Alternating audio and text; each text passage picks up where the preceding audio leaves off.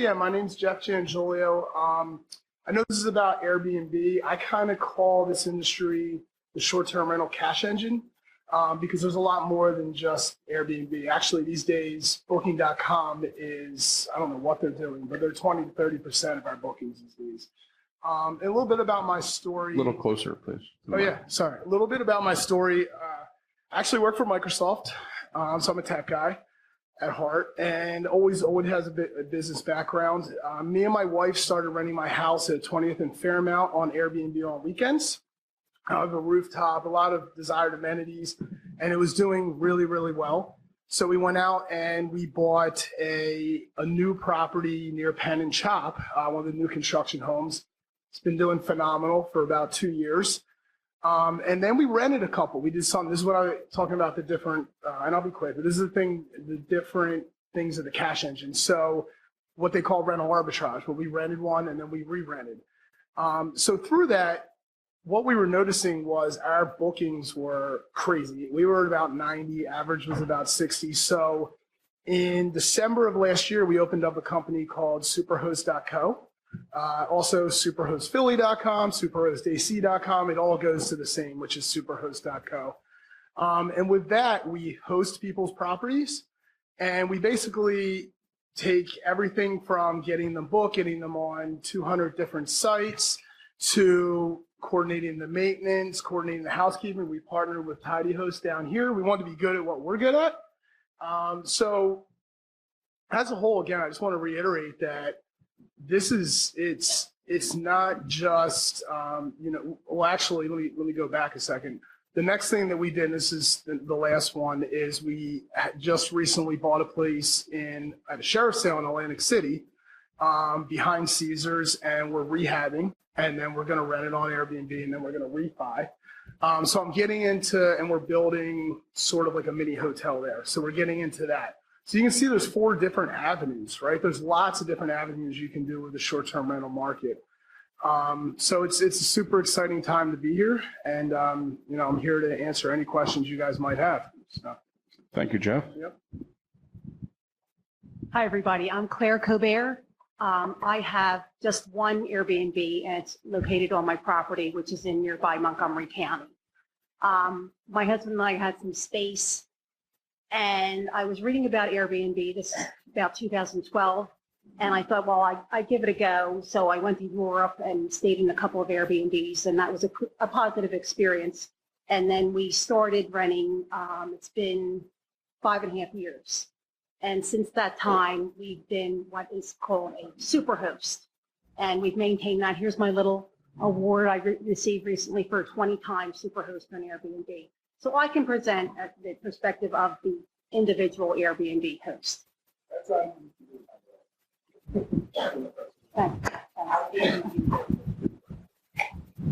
There are requirements. Repeat the question, because we don't have how we're recording. The question is, how do you become a superhost? There are requirements. You have to have a minimum of so many bookings during it's a quarter by quarter requirement, and you have to have reviews of 4.8 or more.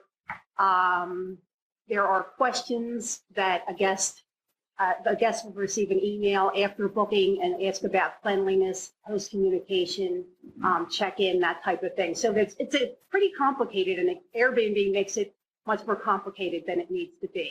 But it has to do with the review. It's review-based. Yes, response rate, communication, right. Okay, next.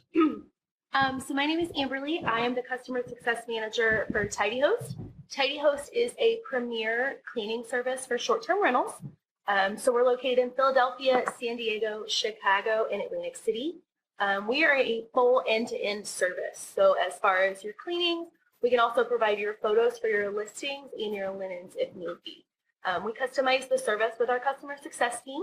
So you have the option to be as hands-on as you want and get pictures every day, updates of your property, or as hands-off, to where we essentially handle that turnover and you have that peace of mind that it is taken care of. Steve? Hi, I'm Steve Goldman. I'm with G2 Loans. We're an investor and commercial consulting service that helps people who are buying either commercial or investor properties, refinance them after they've rehabbed them, or get cash out refinancing or purchase money. We basically take out bridge loans, hard money lenders for investors. Since 2008, the marketplace changed dramatically in the lending industry. A whole host of funding companies were started by the hedge funds with the intent to service that market because the banks were not very comfortable servicing the market after the collapse. So what's happened is there are loans that have been developed that are debt service coverage loans that will cover your investment property based only on the rental income that comes in, as long as it covers that. There are also now products that will help you with your Airbnb and will take into consideration the Airbnb income within reason. And so there are a number of companies doing that. So if you're thinking about getting in the Airbnb business, or you're in the Airbnb business and you want to take your cash out because you use your own cash, where you have used hard money, and you want to get the hard money lender out, then we provide that financing. The rates are somewhere between 5.8 or 6% and 8.5%. They vary dramatically. I don't want to break it down like I'm going to do an underwriting here because I can't, but it depends on your credit score. It depends on what the loan to value you want to take out of the property, or what you need to take out of the property in order to pay off your existing financing if you have it. Credit scores as low as 620 can be financed. Obviously, you do a whole lot better when you're far above that. I don't make any qualms about it. If you have the kind of credit and income, not necessarily related to your property, where you can go to a commercial bank and borrow money, that's obviously the best place you can go if you have the patience and the time to do that, because it takes time. Our turn time is somewhere between 35 and 60 days, depending on the property and the challenges that come up with a particular loan. So we're much faster than, say, a commercial bank that could take 90 days or 120 days, depending on a particular property and what bank you're going to. So we're here to help that market. There are about 5 good lenders that are now in the Airbnb market. It's a tough market for lenders because they have difficulty evaluating what they should consider the money that's going to cover the debt service, especially if you start a new one and you don't have statistics. Most of the lenders work with AirDNA, which is a service that provides logistics and data points so that they can actually look and see what a similar sized Airbnb may be making in the community in which you're operating. And they will take that into account in terms of determining whether or not the loan will cover the debt service. If you cover the debt service 100%, there's one interest rate. If the debt service is covered 120%, there's another, and 150% another. So it's somewhat subjective, that part of the underwriting with the lenders, but the money's available and they're interested in getting in the marketplace. Now, I won't show anybody who's interested in the Airbnb business, but the challenges for the lenders are whether or not local ordinances will come into effect that might affect your ability to make money. So they can lend you the money today with no local ordinances, and all of a sudden, in some communities throughout the United States, they're saying, well, you can't rent the property for more than 90 days at a time, and that's it, a year. And of course, that has a huge impact on whether or not the loan will carry. So that's the marketplace I'm in. If you need money for either your own investment properties, not Airbnb related or Airbnb related, we have products that can help you. So a little background of Steve.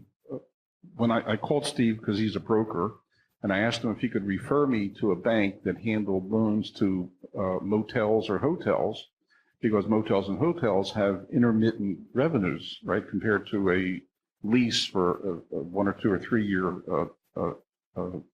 rental apartment. And because an intermittent revenue source is quite different than a long-term lease. And at the time, Steve said he didn't know, but he would do some research. 2 or 3 days later, he called me back and said, not only did I find a lender, but I've now become their broker.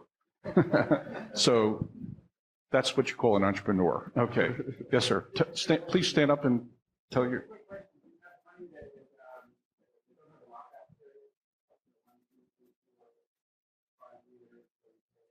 We have a 30-year fixed finance. Repeat the question, Steve. Right. So you can get a 5-year or 7-year ARM, like every other savings and loan or commercial bank wants, but we have 30-year fixed financing. So it's 30-year fixed financing. They do have, well, Pennsylvania, there is no prepay. Because here in Pennsylvania, they're not permitted to put a prepayment penalty on it.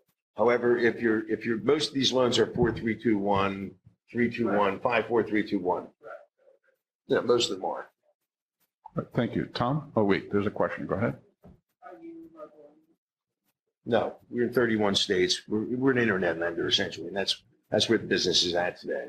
But we are here from Pennsylvania, so we're in Upper Buckskin. I can get, you have a map to my website. I have a map on it, yes. Yeah.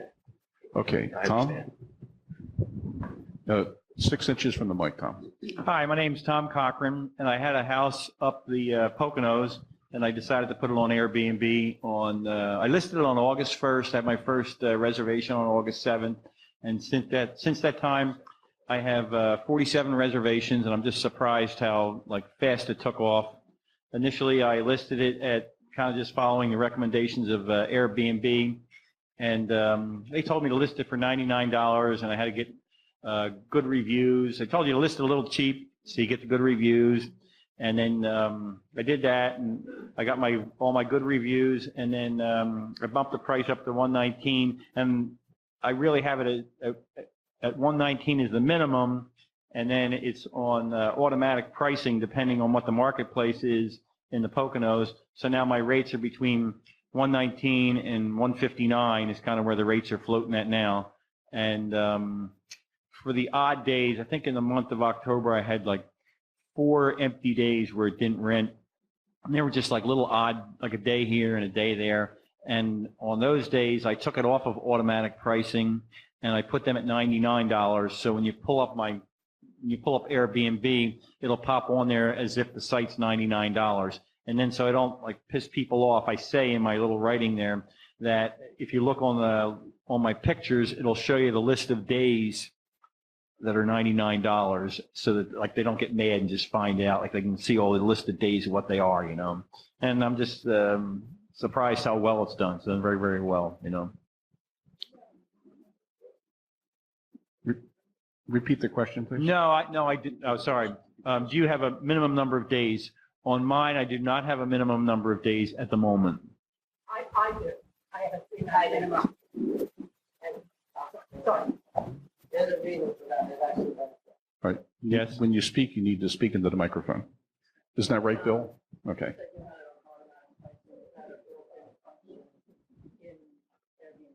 Yeah, she's asking, do I have it on automatic function? Is that a built-in function of Airbnb? Yes, it is. You can put it on automatic, and Airbnb is looking at all the rentals in the area and deciding the price based on the supply and the demand, or you can take it off and put it on your own price. And you can do that day by day. You can block off weeks. If my son was there over the weekend, so you block off those days for my family. They're just they just don't pop. They just show as if they're renting. And then the other ones are on just floating along. And then I take those couple odd days that were off, and I just make them $99 to make my price point look good when you first pop it up.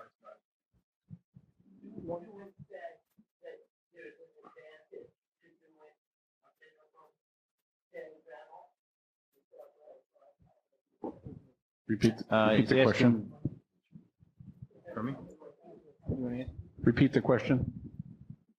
So you're asking me if the minimum day makes a difference, right? Well, let me step back first, introduce myself. I come from a little island, Aruba, and for me to be here has been very hard. I've fought hard, and I got laid off in January by a company. I have a master's degree, and I worked with the executive. I was making 6 figures. I was doing good, but my significant other had polycystic kidney disease, and I had to take care of him, and that interferes with your schedule.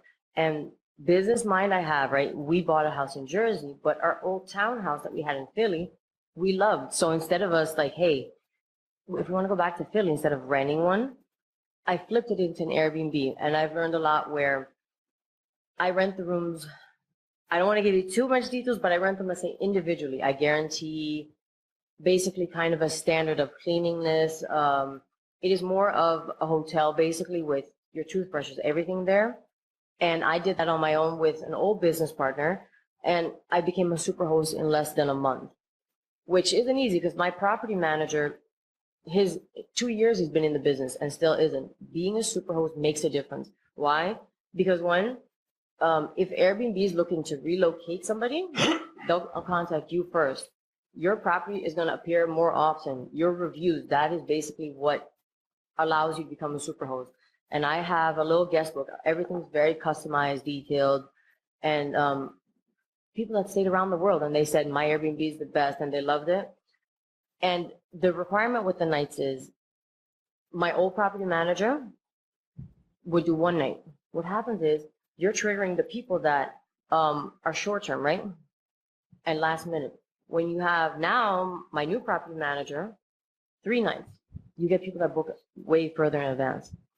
And my goal with this is I love putting them together. This was my baby, but I've done it from scratch, and finance is what I'm good at. That's what's my degree in. So I've learned a lot from my old property manager, but then I saw where he went wrong, and then I flipped it to a new one. And the housekeeper, everything, where if I'm cleaning the floor that well, I set the standards. So my end goal is, okay, if somebody wants to invest, one, I don't buy them, I rent them. Being a superhost, I can approach somebody, a landlord, and say, hey, I'm going to guarantee you, instead of you having to deal with a tenant, the headache of the property being damaged, everything, I guarantee you safety of your property. Anything that gets damages, they're held accountable for. Because let's say on Airbnb, right, you set your rules. I have cameras that are in common areas. Everything is set ahead. Keyless doorknobs, everything where it's so professional, where they trust me and the guests feel more comfortable staying too. I have my guests literally going with their FaceTiming their parents going through the house because they're like stunned by how it is. And the end goal, what I've learned from this one is setting it up the right way. If I have an investor that can do it the right way, instead of having just one property, I love setting them up with the right property manager. You don't have a headache because they have to do the pricing. So as he's saying, the pricing, right? I like to say, hey, this is the rent. I give you the expense report. This, right? This is my future goal profits. I don't want to deal with the headache. I don't want to submit claims. I don't want to be between 9 and 12 o'clock at night because they can book till 12. Your response rate affects your reviews. If you do not respond right away, it bites you. I can't say that, but it bites you back. So let's say with the right team, instead of just stressing on one property, more of them. My old business partner, he got laid off too. He has 6. Guess what? With the right team, he's not working. He's traveling. My property manager right now has him in London. He has them all around the world. He does that, but the cleaners, you need the right team too. He's not even a super host yet. If I set a cleaning list together, right, you need to train and educate the people the right way, where if I'm going to say, hey, an investor, give me your money, and then you have no headache back where it just goes back to you. You're not dealing with the property, nothing. I'm setting a chain for you versus kind of like, so it opens up your perspective that instead of just buying one property, you can do it alone. You're going to have a headache. With the right team, you can expand, but consistency. Because if you don't have the right team and your cleaner forgot the trash and the guest finds it, the review will come back to you. Thank you, Angelique. Go ahead. Repeat the question. So the property manager, it varies. If you look, a property manager can like charge you between 10 and 15% of like your total profits, right? And you set the cleaning fee as well. Mine currently 15, but that 15% you pay lets me sleep at night, lets me go to dinner, lets me live my life. And one thing I've learned is not live to work, but work to live. So I know I've done this one so well, and he is a property manager so expanded. He even gives lectures on it, but he was mind blown by my property, how it looked. And that's why I was like, I want to expand because you want to live life, you want to enjoy it. I'm not going to do that over and over, but when I start it, you set the right foundation. He doesn't like to do claims and everything. It's like you need the right team. That 15% is worth it. You brought up camera. I just purchased the line, whether I or the I put 2 cameras back at the swimming pool, so the window of the house, and 2 at the entrance of the house. Obviously, none in the house. Correct. People get nervous about the cameras or Repeat the question, please. So you're asking me if the guests are uncomfortable with the cameras. I have cameras, and my phone, which I love nowadays, I get notifications every time, right? They feel more comfortable because I rent the rooms out individually, and that's when I look at properties, individual bathroom, everything. So they're at ease with it, but they know ahead because on my Airbnb profile, they know it. And they even, when they're FaceTiming their family, they'll look at it like that. And why do you need these? Because one, you don't want to get sued. Your security. I have rules where I set I need to see, you need to be government ID verified. I need to see who you are. You have to have a profile picture.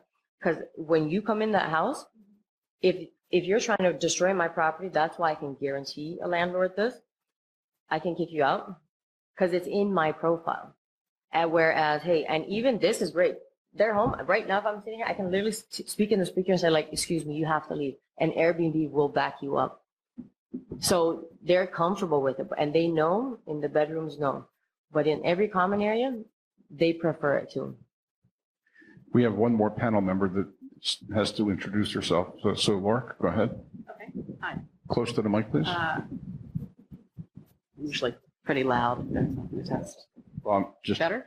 getting the recording levels. So go ahead. Okay. So my name is Lark Tyler. I have. You actually have me right on top there. Everybody able to hear me? Okay. So I'll give a little background first about where I came from. I was project manager for AT&T, for IBM. Then I went to Mercedes, BMW, and I hit that nice 50 mark, the one where they don't really want to keep you on because you make too much money. So at the time, Mercedes moved to Georgia, and I got a little package, and I said, okay, all these businesses that I've been running sort of on the side halfway, I always had rental properties. Maybe I'll try and do this front end. This will be my whole focus. So I put all of my properties on Airbnb.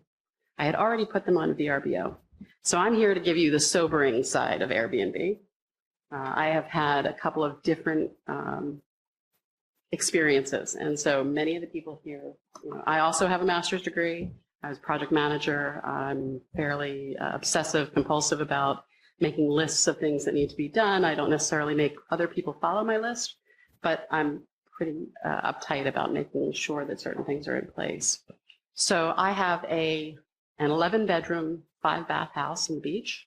I have two bedroom apartments. One is lovely with a little porch, and the other one is just a sort of a plain 2-bedroom apartment.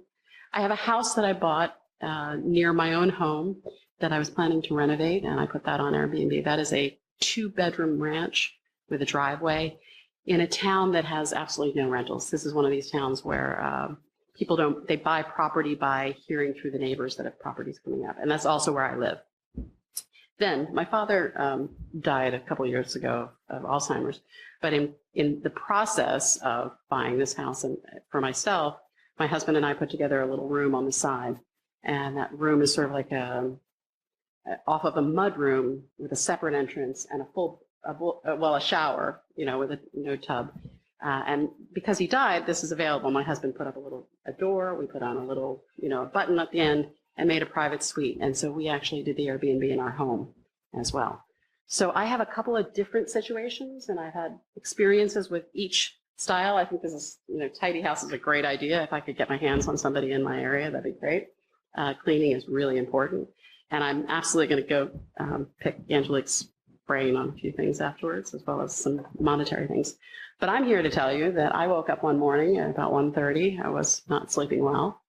And heard a little ding, and I read my email and found out that all my places were taken off Airbnb and that they no longer wanted to do business with me. Not only did they take all of my rental properties, which I am going to tell you I probably averaged in the course of last year maybe $95,000 just from Airbnb. Okay, I do also VRBO. I do Booking.com, which is a great place to go, and also Flipkey. And one of the things that Airbnb, as they canceled me at 1:30 in the morning through an email, by the way, that taught me that I needed to go out and find other places to put my rentals, and that I should not be putting all my eggs in one basket. And I was a financial advisor, and that was the first thing I taught all my clients, and I forgot. And I got comfortable having Airbnb sending me all this money and all of these reservations. So what happened was I have a rental with 2 bedrooms. It has a washer and dryer. There's also a kitchen. The kitchen had a scent of gas. My husband went down, fixed it. We thought maybe it was also a possibility that it was a pilot light that went out, which had happened a couple times before. So we told the folks that came in after the fix was done, hey, there was a smell, just be aware of this. So of course, at some point they ran the dryer and they smelled the gas and they said, hey, there's gas. We sent someone down. The dryer was fixed again. Cleaners came in. They didn't smell it because it was an intermittent fault. So I actually have an invoice for 3 different repairs, the last which was done by GE themselves. And on the second review where somebody said, well, we smelled gas, and then they called and said, we don't want to stay here. You'd say to a young child, and I can't blame them for that. I said, no problem. They got a full refund, no issues whatsoever. And then I got this email the next morning at 1:30. Not only were my properties taken off and blocked, I was told I had 48 hours to show what I had done. So I showed them the invoice. Sent the invoice, didn't email back and forth. Oh, I'm sorry, there's no follow-up. There's no appeal process for this. Now, they didn't only take my 5 properties off of Airbnb. I had planned a trip to Grand Cayman in early December, and we had 3 nights before we were going to stay at a timeshare. They refunded, canceled that, and we had made a 10-night reservation for an Airbnb in Cyprus from March 20th to the 30th. They canceled that and refunded it to my credit card. There is absolutely no appeal process. I've been back and forth a couple times. I actually went to the township and had them do a CO inspection so that I have a legal way to pursue this. And I'm actually in the process of looking for an attorney who will take on the course of this. I'm going to pursue it myself. I am no longer on Airbnb. My properties are on all of the other booking sites, but I've not heard on the story a Airbnb. couple times. You're not the only one. I'm not the only one. Yeah. Sometimes you have an experience and you don't go looking for it until it happens. And then there are lots of little stories about this. People who this has happened to them all over the world. There's no explanation, there's no follow-up, and there's no way to regain your name. To add to that, that's exactly why, one, I don't want to own the property. Right. Because I don't wash or anything breaks, the landlord takes care of it too. Yeah. My property manager, what I like about him is I will push you because I'm good with finance and numbers, right? Mm-hmm. But I don't want to go into the details of all those rules and everything. He's so good at it. He gives lectures around the world for it, right?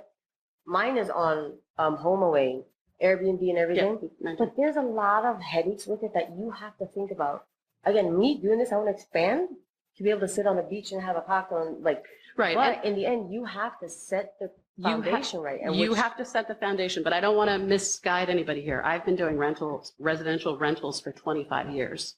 And my brother's in the back of the room. He's actually pushed me to do it a little faster because he started doing it, 2 or 3 years ago, and he's at 10 properties already. So, different people do it different ways, but I have been doing this for a very long time. But a very small thing where we actually trying to tell our guests ahead of time, hey, just be aware there was an issue that actually lost us our setting, right? That itself, by telling them that, even writing that in your messages, you have to be very careful about the information that you're using. Yeah. So when they canceled Repeat the question. Yeah, the question was, what am I hoping to gain through hiring an attorney? Mostly, I just like my listing back, right? Because I had fabulous. I was also a super host for the first 6 months, and then I think someone gave me a bad review. So that affects not only the one rental you have, but all of the ones that you have listed. So I went from being at 4.8 to being 4.7, which brought me below the superhost status, which are the numbers that the folks are talking about here. Superhost is incredibly important because it does, if you're a superhost, your property lists first. And the reason this is important is because when someone's looking, when they find that place that looks cute and has the right price, they're going to book it. And if you're in the top 5 as opposed to the top 500, you're more likely to get booked. So those folks that are superhosts will get booked faster. Well, I've noticed that sometimes I can't find my property. Right. Okay. So I'm also on VRBO, and quite often now in the early years of VRBO, I paid $800 or $850 a year per property because that gave me what was called a silver status. They changed their platform because Airbnb came out with this way to do it, and you don't have to pay up front. So they have two options. You can either pay for a listing, now it's like $500 per listing, or you can do pay as you go, which means you're paying a much higher percentage for each booking that you're getting through the RBO. There's a lot of SEO tricks you can do. Closer to get the your mic, property Jeff. I was saying there's a whole list of SEO tricks you can do to get yourself to the top. Just to answer your Search question. Sorry, I'm sorry. The optimization. acronyms. I come from the tech world. But yeah, there's a lot of search engine optimizations and things that you can do to manipulate the Airbnb and Booking.com, HomeAway, all those platforms. And I would say, I mean, I could go through them, but definitely Google that, right? Look it up.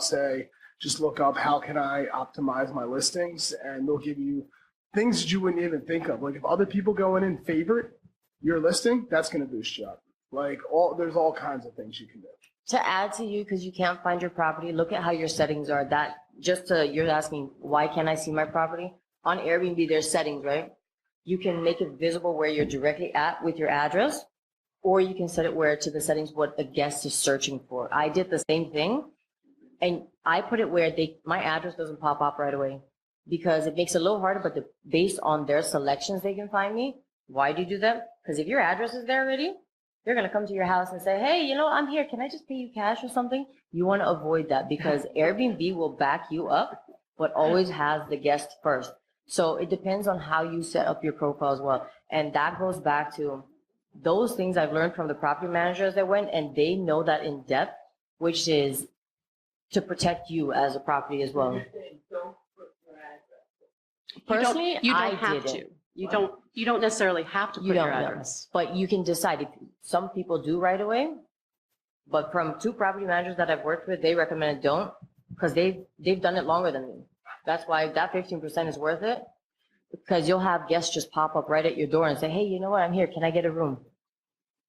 Actually, I was going to carry to what Angelique was saying about the address. So I don't post my address on my home, and it's a one-room suite. So it's a queen-size bed in a room with a TV, a little desk, and a chair. You have a separate bathroom and a separate entrance and a driveway. So when do you Completely. get the address out? So once they pay and they've booked, now they find out where it is. That information comes to them after they've actually committed to it. But I was going to say, one of the things that happened to me, and the reason that I got the 4.7 instead of the 4.8 was I got a review. Someone came, they booked, my husband and I met them at the door. He was a young guy named Brendan, showed up and he was like, oh, this is really nice. I showed him through, and it happened to be that we had our kitchen door was open at the time, which is locked. You can't go through, we can't go through. But he happened to be there at that moment. We had ducks that showed up unannounced on the back porch. I said, oh, the ducks are back, So he followed me through my house and he's looking around like, oh, this is really nice. It's just a little uncomfortable. But he said, can you recommend a place for dinner? Went off for dinner and then said, okay, we'll see you later. He said, oh, can you give me the code? Because he was already paid. Showed up, like 3 minutes after I got the booking. Went away. And then at 1 a.m., we hear somebody fumbling with the code, the key code, because we have, it wasn't him. It was another chap, different ethnicity with a gal, not the person that booked, not the person in the picture, not the guy that met and that came to our house. And when we said no, freaked out. And then Brendan, the guy who did make the booking, gave us the worst review. I mean, I had to fight to get it taken down. I'll be honest with you. Then Airbnb has their back always, right? And that's where I've learned a lot where, thank God, if I'm my property manager, one time if I'm not comfortable staying in my property, I will contact them. Like, yes, they put it in perspective, like you can't cancel. If you cancel, it hurts you. Okay. But if you set everything, rules, regulations, right? And let's say, hey, I see on my camera, you say you don't want to post your picture. Your government ID is this. You say, you have to say, if you're coming with 1 or 2 guests, if I see you brought more, you're breaking the rules ahead. The way my property manager puts it, the rules, the regulations, we have a manual. They set it ahead and they make it clear. You break any, where I actually had to kick out somebody one time. And that was once, like she didn't even come in. We canceled it. Thank God, because of that manual, because of the way you set it up. I am a 5-star host and like she wanted to leave one bad review, and thank God they noticed due to my manual, due to the way I set it up, she was just trying to tamper with me that way. But it all depends on, hey, how you word it, how everything. Could you, You create it yourself. No. You create your manual. So let's It's say closer. with your on house, your email. you decide that you don't want any animals. So if you have a guest who shows up with an animal, I had a stripper who decided, to bring her puppy without even mentioning it. Dog barked all night, right? So I called I like that. Airbnb. We call her a stripper because my husband saw her nude. What can I say? But she brought a dog, didn't ask. The puppy was there. She went out for the entire evening, left the dog barking. The only saving grace is I called Airbnb and said, this gal, she's booked for 2 nights. She brought a dog. She didn't get it approved from us, certainly. And we can't handle the noise. She got up, she woke the entire neighborhood because she was too drunk when she came in the door, kind of thing. And I explained the whole thing to Airbnb. Did you message her by any chance? Did I message? I messaged her and she didn't pick up. She didn't respond. They called her. She didn't answer. So I think what Angelique is saying is communication's key, right? You're in the customer service business. No matter which app you use, make sure that if you're experiencing an issue, pick up the phone and call them, but also text them so you have a backup. I actually don't do that, to be honest with you. Even my both property managers said, don't answer the phone call, don't do that. Everything has to be through the app because you know what? That's what saves you. Yeah, Do that it's text written. message? Yeah, it's No. And It's written. Before a guest accepts or does a booking, the house rules are listed.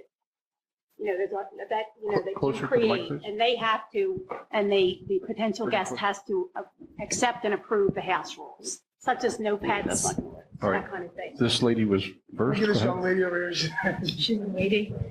Yeah. I have a few questions. Mine are not about the neighborhood booking process, but a little more background. So my first one is regarding location. I did the Airbnb before when I lived in San Francisco. That's San Francisco. So I'm more curious to know about where people are living, not Poconos per se, but say like not a kind of neighborhood, kind of city or something like that. Who are the customers are getting? How do you measure? What are the mental health options? Repeat the question, please. I'll answer you on one side.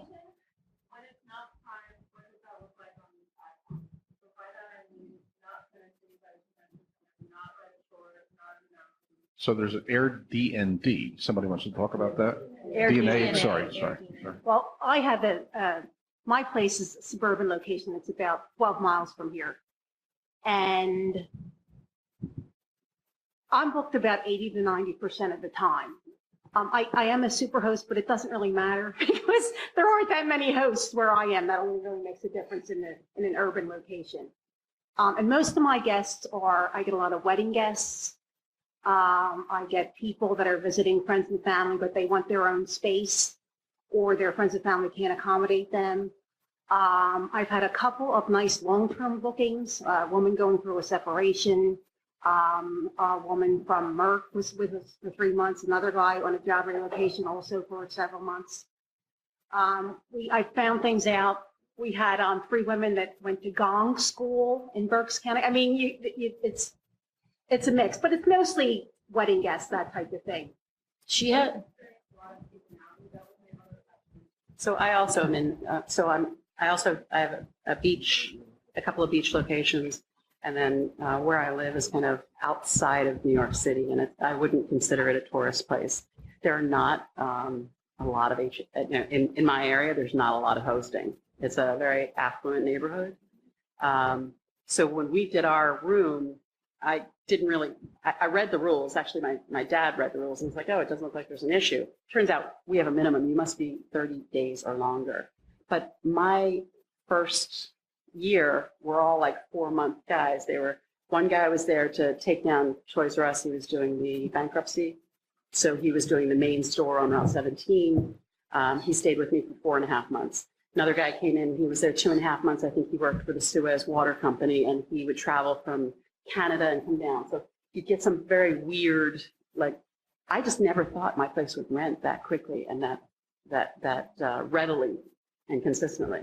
The guy that I have with me now, luckily, his family is in Connecticut, but he comes to work because they took two offices and put them together closer to where I am. So he stays with me Monday through Thursday. We do it completely off book now because of what happened with Airbnb. So he's with me, the better part of the week, but I can't really rent the weekends anymore because it would be less than 30 days. I think the question you're asking is how do you Location. find location that where there's enough of a market to justify the Airbnb process? Is that what you're asking? Yeah, but I'm in a weird location. I wouldn't think that it would justify it, but I get a lot of bookings. Right. I don't think Airbnb is an issue for me in terms of. Okay. Well, Steve, did you want to talk about? AirDNA is the app, and you can go anywhere in the world. So AirDNA is it's a cloud system. You subscribe to it. I can go down to a neighborhood here in Doylestown, and it'll show me how many short-term rentals are in town here, the average rental or occupancy levels, what the rates are. So as you're doing research, I highly recommend use tools like that. That's one of the leading tools in the world for that, but there's others. It's called AirDNA. And you can get all the statistics you want in any neighborhood in any part of the world. I mean, there is a cost. So you start out, they give you some basic stuff free. And then if you want to dive down and you really want to get into things, there's a monthly subscription you can get to get more data. From all the platforms. They're all platforms, yeah. All the platforms. Can I add that to it a little bit? Just since we have properties all over that we manage, and it's really interesting what you're saying, because what I'm seeing in the industry is the cities are getting swamped. They're getting overloaded. The supply and demand is getting a little off. You have to have properties that really stand out now. You've either got to be dead center or you have to be luxury if you want to win there. I am seeing properties out. I went to some random town in New York, and the rates were just way over the Philadelphia rates because of supply and demand. The one downside is a lot of those townships, you have to look at the township, not the county, because the townships are who usually set the regulations. So a lot of them don't have any regulations in place yet. If they don't, you're in a little dangerous territory. So Philadelphia, they have the regulations in place. It's very clear cut, but some of the smaller ones don't. So you might even want to go into, like, for example, we have a property in Manioc that absolutely crushes it, and I was a little hesitant on taking it on. But you should really go to the township and ask them like what their plans are with these regulations. In Philadelphia, 99% of the Airbnbs are illegal. Honestly, you can't rent over 90 days unless you're a CMX3 or above. So people are just getting away with it, but it depends if you want to be within the law or not. So, but I think looking in those small towns is really where you can win right now, personally. So. Yes, go ahead, please. So I'm in Philadelphia. Yeah. Mm-hmm. Philadelphia,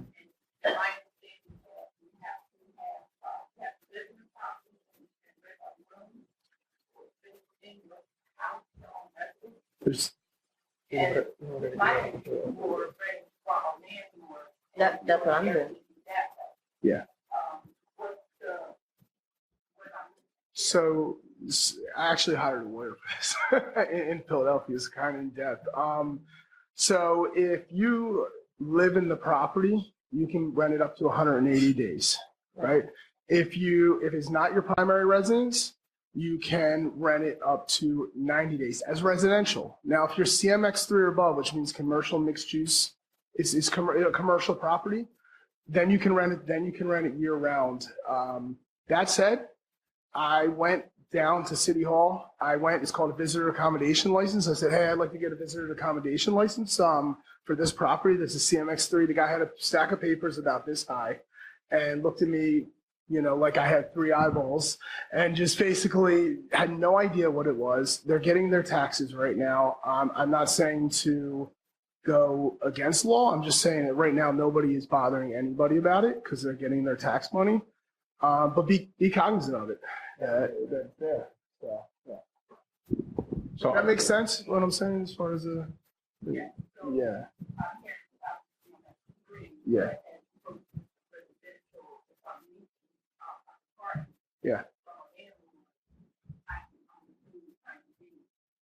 Correct. If it's a residential, so if you're doing what they call rental arbitrage, yes, 90 days. You're saying you have a lease? Yes, you want to lease and then release. Yeah. Yeah, so you need to pursue a lease that actually allows subletting, because as a landlord, I have a huge clause that says, sorry, you can't do this. And in fact, have had a guy who bought a house in the middle of his lease and wanted to get out of his lease and find me another tenant. And I say, sorry, very specifically, no. So yes, Yeah. if the lease says you can sublet, you can do it. But in the eyes, I'm frank in the eyes of the Philadelphia state law, if it is not a CMX or above, you can only do it for 90 days. But everybody's doing it. There's 6,000 out there that are doing it. So Yeah. I mean, I'm going to add one little thing here. Airbnb makes money from this, so they're not going to go against. We took a place in New Orleans. We stayed. There was a huge sign on the front when we got there that said, if you're at Airbnb, you're not allowed here. So the question is whether you're going to keep your mouth shut, right? And be aware that the person that stays in your place, and I'm just telling you as a personal aside here, if the person stays in your place and isn't happy and you're not in that position of being 100% review ready, that person's going to nail you for it. And they're not only going to do it with Airbnb, they're going to put it on the review for the world to see. And that's going to come back to bite you. So you have to be really, you got to decide you're going to do 105%. You're going to fall over backwards even for the stupidest requests, like, what was it? Body wash? Yeah. Right? We were talking about that was something somebody didn't get, right?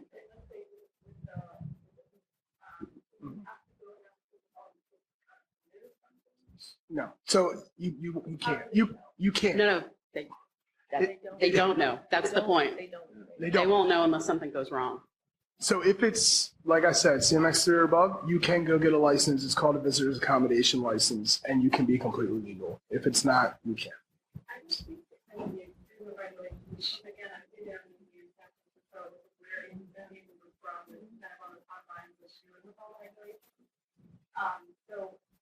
the way those things are related, you did have to get a business license, you did have to get a short-term rental registration.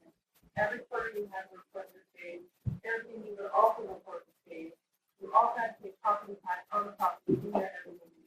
So that's kind of where it can end up, and you will get fined, you will get rid of if you don't tax those reporting. That is the person that owns the property. So in terms of as far as I know, maximum house.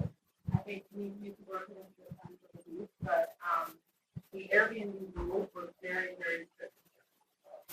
So that's kind of where it could end up, and I was sharing that because it doesn't sound like the lot was there.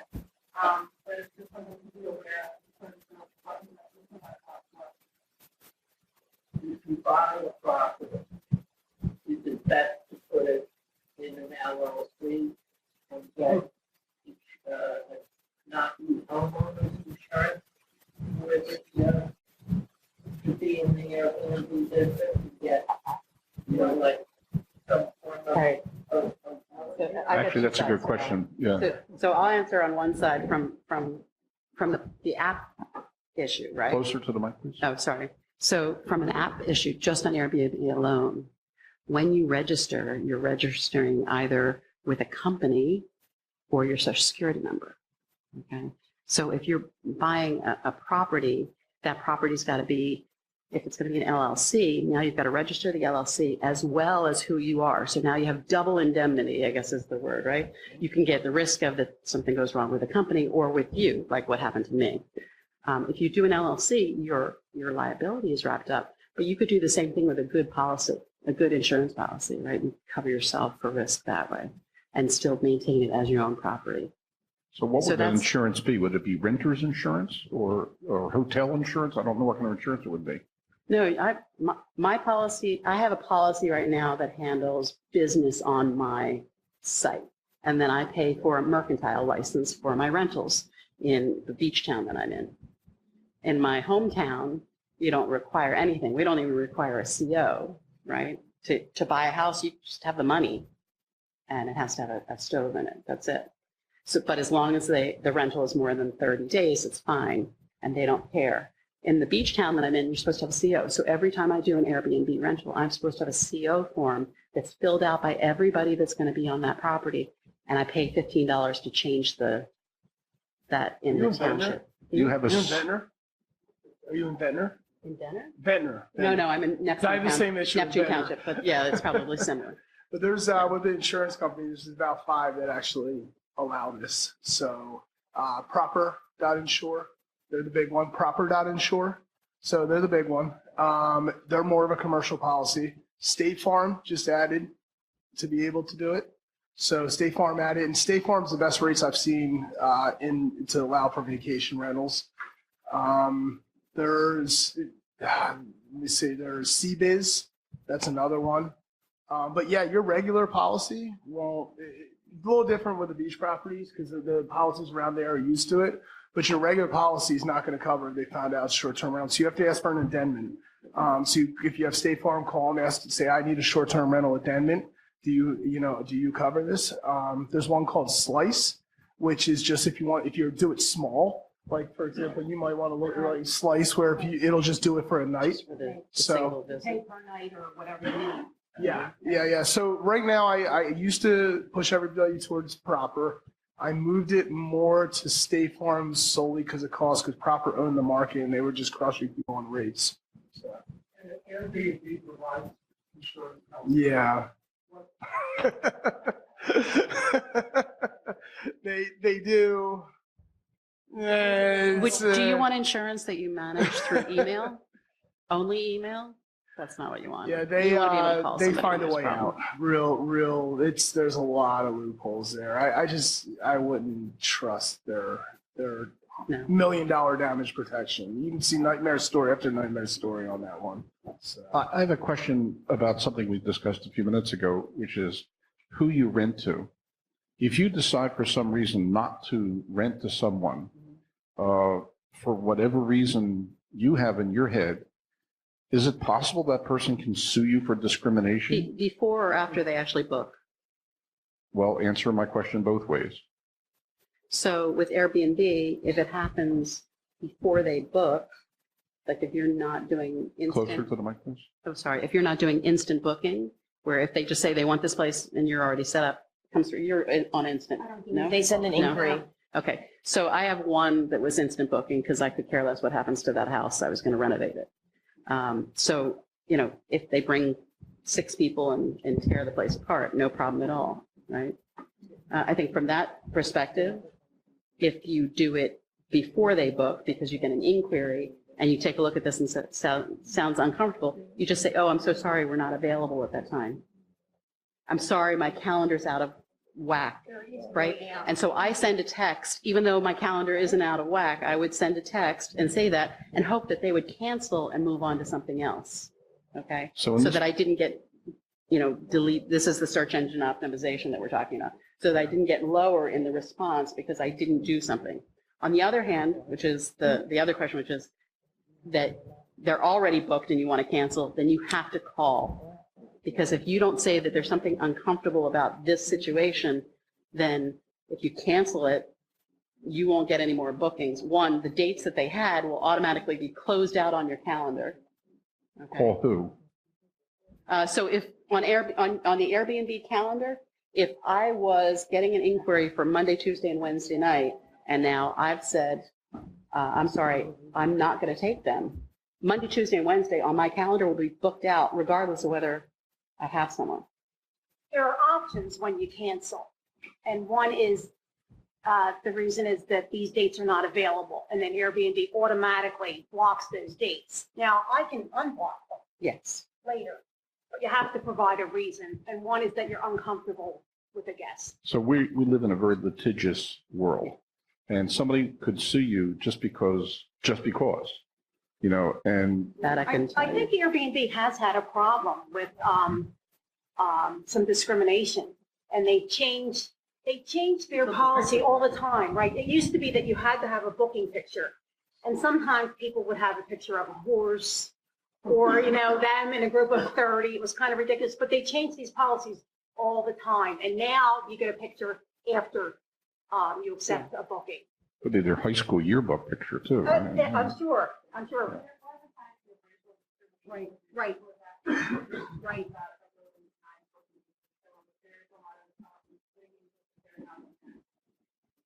So that's a real thing then. Right, oh yeah.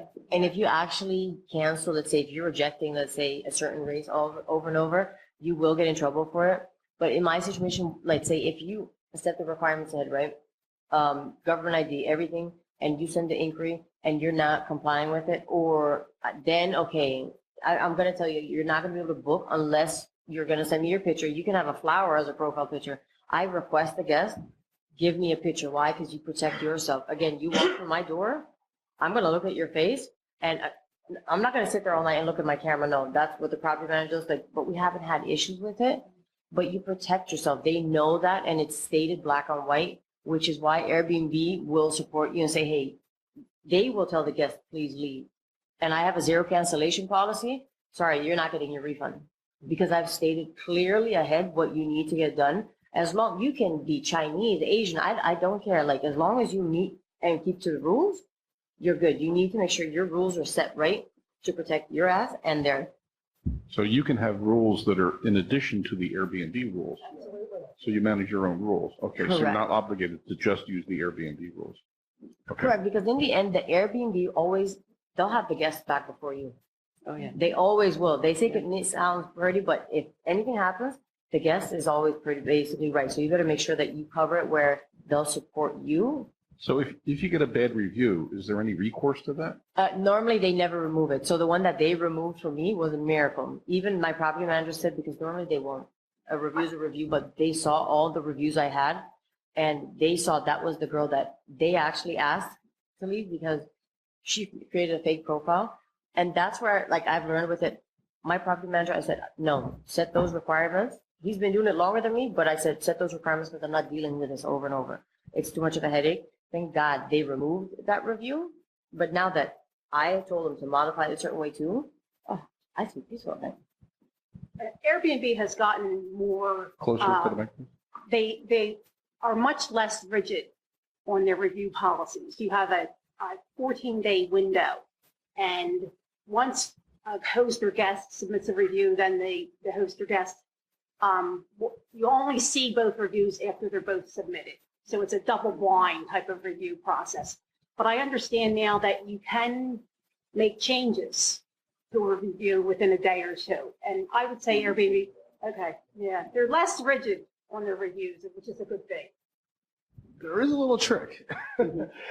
So if you see a bad review coming, right, you just have a nightmare guest who's complaining. You will get guests who just from moment one, you know, they want to stay for free, right? They're just looking to stay for free. You're going to get that.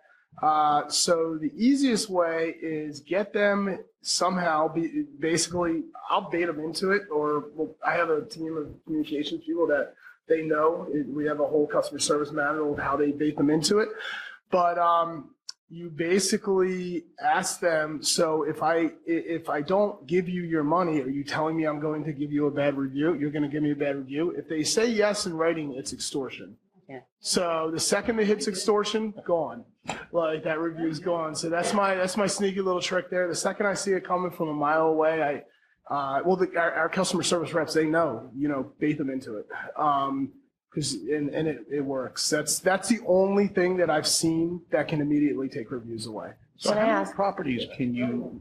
Do you have a zero cancellation policy, or is it not? So my cancellation policy, well, it's a little different on, because with Booking.com and those and HomeAway, all those, we have to process all the payments when you're a partner. You have to process them yourself. But as a whole, we're very flexible. We allow up to 2 days. But basically, the cancellation policy is if you're not within the policy rights, if you broke the policy, you don't get your money back. Okay. So that's, yeah. How many Airbnb properties can you practically manage? It sounds like with. Right now we have. No, are you managing them as the? Well, go ahead. Explain. I don't. I created the company, and then we have. So right now we are managing. Actually, we're managing 33, and then we have 6 on our own. But there's a lot of systems involved, right? Like I said, I'm a tech guy. A lot of it's automated. We have virtual assistants in the Philippines that have a script that they answer everything from. We work with Tidy Host, who handles all of our, we drive each other crazy sometimes, but they handle all of our on the ground stuff. So, yeah, you can manage a lot. And we just started the managing. We went from 1 to 33 and from January till now. Can you see managing 100, Absolutely. 200? Yeah. Okay. Yeah, you just have to have the hardest part by far of when you get into that is, if any of you guys are finance, the P&Ls, right? So imagine Is what? the P&Ls. Profit and loss. So we personally, we use QuickBooks. We have he's a CFO. We're a small business, not really a CFO, but he has to use classes for every single property, and every single property has to have all the revenues brought in minus all the expenses minus the maintenance, and that's the fun part. But other than that, it's just a lot of systems and automations in place. Years and years of learning little tricks, like I've been saying. So it's not set and forget. No. No, there's a lot of work. No, I wish it was set. You know what? If you do have just a couple, when I first built a couple, you can set and forget. You absolutely can. A couple, but not 50 or 100 or something like that. Go ahead in the back. You ever let any of you guys do any Airbnb from the team in Ireland or Britain? All Repeat US the right now, but question. if you have any openings, please. I would love to get over there.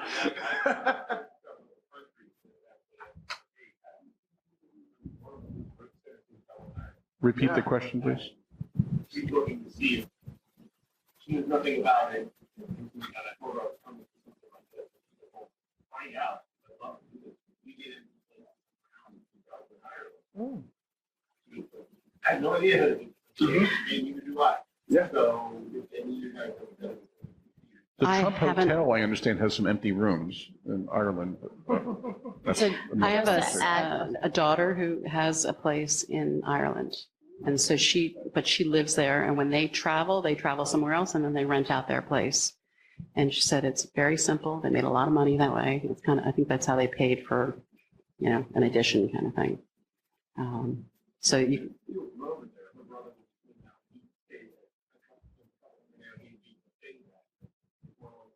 you're saying to manage from here? No. No, I mean, I'm hoping to find a tidy home Bruce. or tidy house group near me because they don't have my area yet. And that's the biggest. maybe piece you for could me. be their subsidiary. You So could be to their add tiny, to your- tiny. My Tidy property home, manager sorry. has Tidy properties around house. the world right now, right? Basically, if you find the investor to set it up and he runs it for you, he's here. He has properties in London, everywhere. Like I said before, like he doesn't own the property. So if you find somebody that has a property, I like to set them up the right way. You go, you set them up. He runs it, but let's see, the cleaner is the one that you need to find there. And if you have the right setting with your checklist, your procedures and process, right? All you have to do is let's say, hey, somebody has to check up. You have your cameras, you can check, right? But you just check up and spot check, but you do not need to be there. So let's say a month ago, I met one of the investors in Florida. He's curious about it. And like, I went, I'll help him set it up. Then my property manager runs it. And then just the cleaner there. And what you do, don't pay them bottom line, pay them a little extra, give them a little responsibility of like, hey, you have to check on the property or something, or like what needs to be done, have a handyman, make sure that, hey, touch-ups are done. Let's say, when people come with their suitcases, they scrap it. You're with the right team, you can do it. You don't need to be there. You can be wherever you want. Can you tell us the name of that property manager that will handle overseas projects? Well, yes, that's my goal. That's yours. Okay. All right. Just thought I'd ask. I'll share it with you. I'll share it with you. But I have a link that I can show you to. If he does this around the world, and if anybody's interested, like to further know about it, he can break down rules, regulations, everything, and he knows the headache that I don't want to deal with, and does it around the world. Perfect. The different platforms, he taught me. He integrates them. And if he's doing this as a speech to other people to educate them as well about it, Okay. I'm not trying to sell him. Remember, that's what it was. Okay. That's right. But he's really good. That's why I'm proud of him. Go ahead. Question here, please. sense of automating when when you got a listing on 200 sites? How do you take the calendar? So we have software. So they're called channel managers, and we white label some of that. We also, I'm not a big fan of the Airbnb pricing. So we white labeled some hotel pricing. Like I can tell you personally, we use Price Labs, which is really good. Price Labs, it's the same kind of, there's a lot of them. There's one called Wheelhouse, there's Price Labs, there's all kinds of them. And to the thing with managing from a distance, we do. I mean, we have properties in Chicago, in Atlantic City, a lot of the folks where these guys are. You need two, and we have a whole interview process. You need two really good things. You need a good maintenance team, and probably not just a handyman. You're also going to need HVAC, more than you wish, depending on where you are. And then you need cleaners down there. And those are the two things that you have to do. So whenever we go into a new market, we immediately interview cleaners, but we have a partner there, and we interview maintenance. So I just wanted to add on to that. But yeah, so Wheelhouse, Price Labs, there's a bunch of them. And then with the channel managers, there's thousands. But I will tell you, half of them are good. Half of them, it's a lot of configuration and playing with them to do it. Not impossible, but it can be a pain. So Amberlee, did you want to answer the question about overseas projects? Does Tidy Host handle anything overseas at this point? So we don't have anything overseas currently. The furthest we have right now is going to be San Diego. We have a team of 2 over there. Originally, we had a business operations manager. She left the organization. So what we did, instead of going and hiring another person, we gave that responsibility to one of the cleaners. We gave her that incentive of, this is going to be your baby. You're going to be managing it. You're now responsible. So we cut a position down, and it works really well. She's really excited that she's now a manager. It's very effective. She's taken it on, but she manages her calendar. She schedules her, the other cleaner, handles all of the supplies and stuff within the unit. And then between her, myself, and whoever the property manager or the property owner is, we can find that happy medium to make it all work, even though I'm on the East Coast and they're all on the West Coast. So, yes, go ahead. Rob, go ahead, ask the question.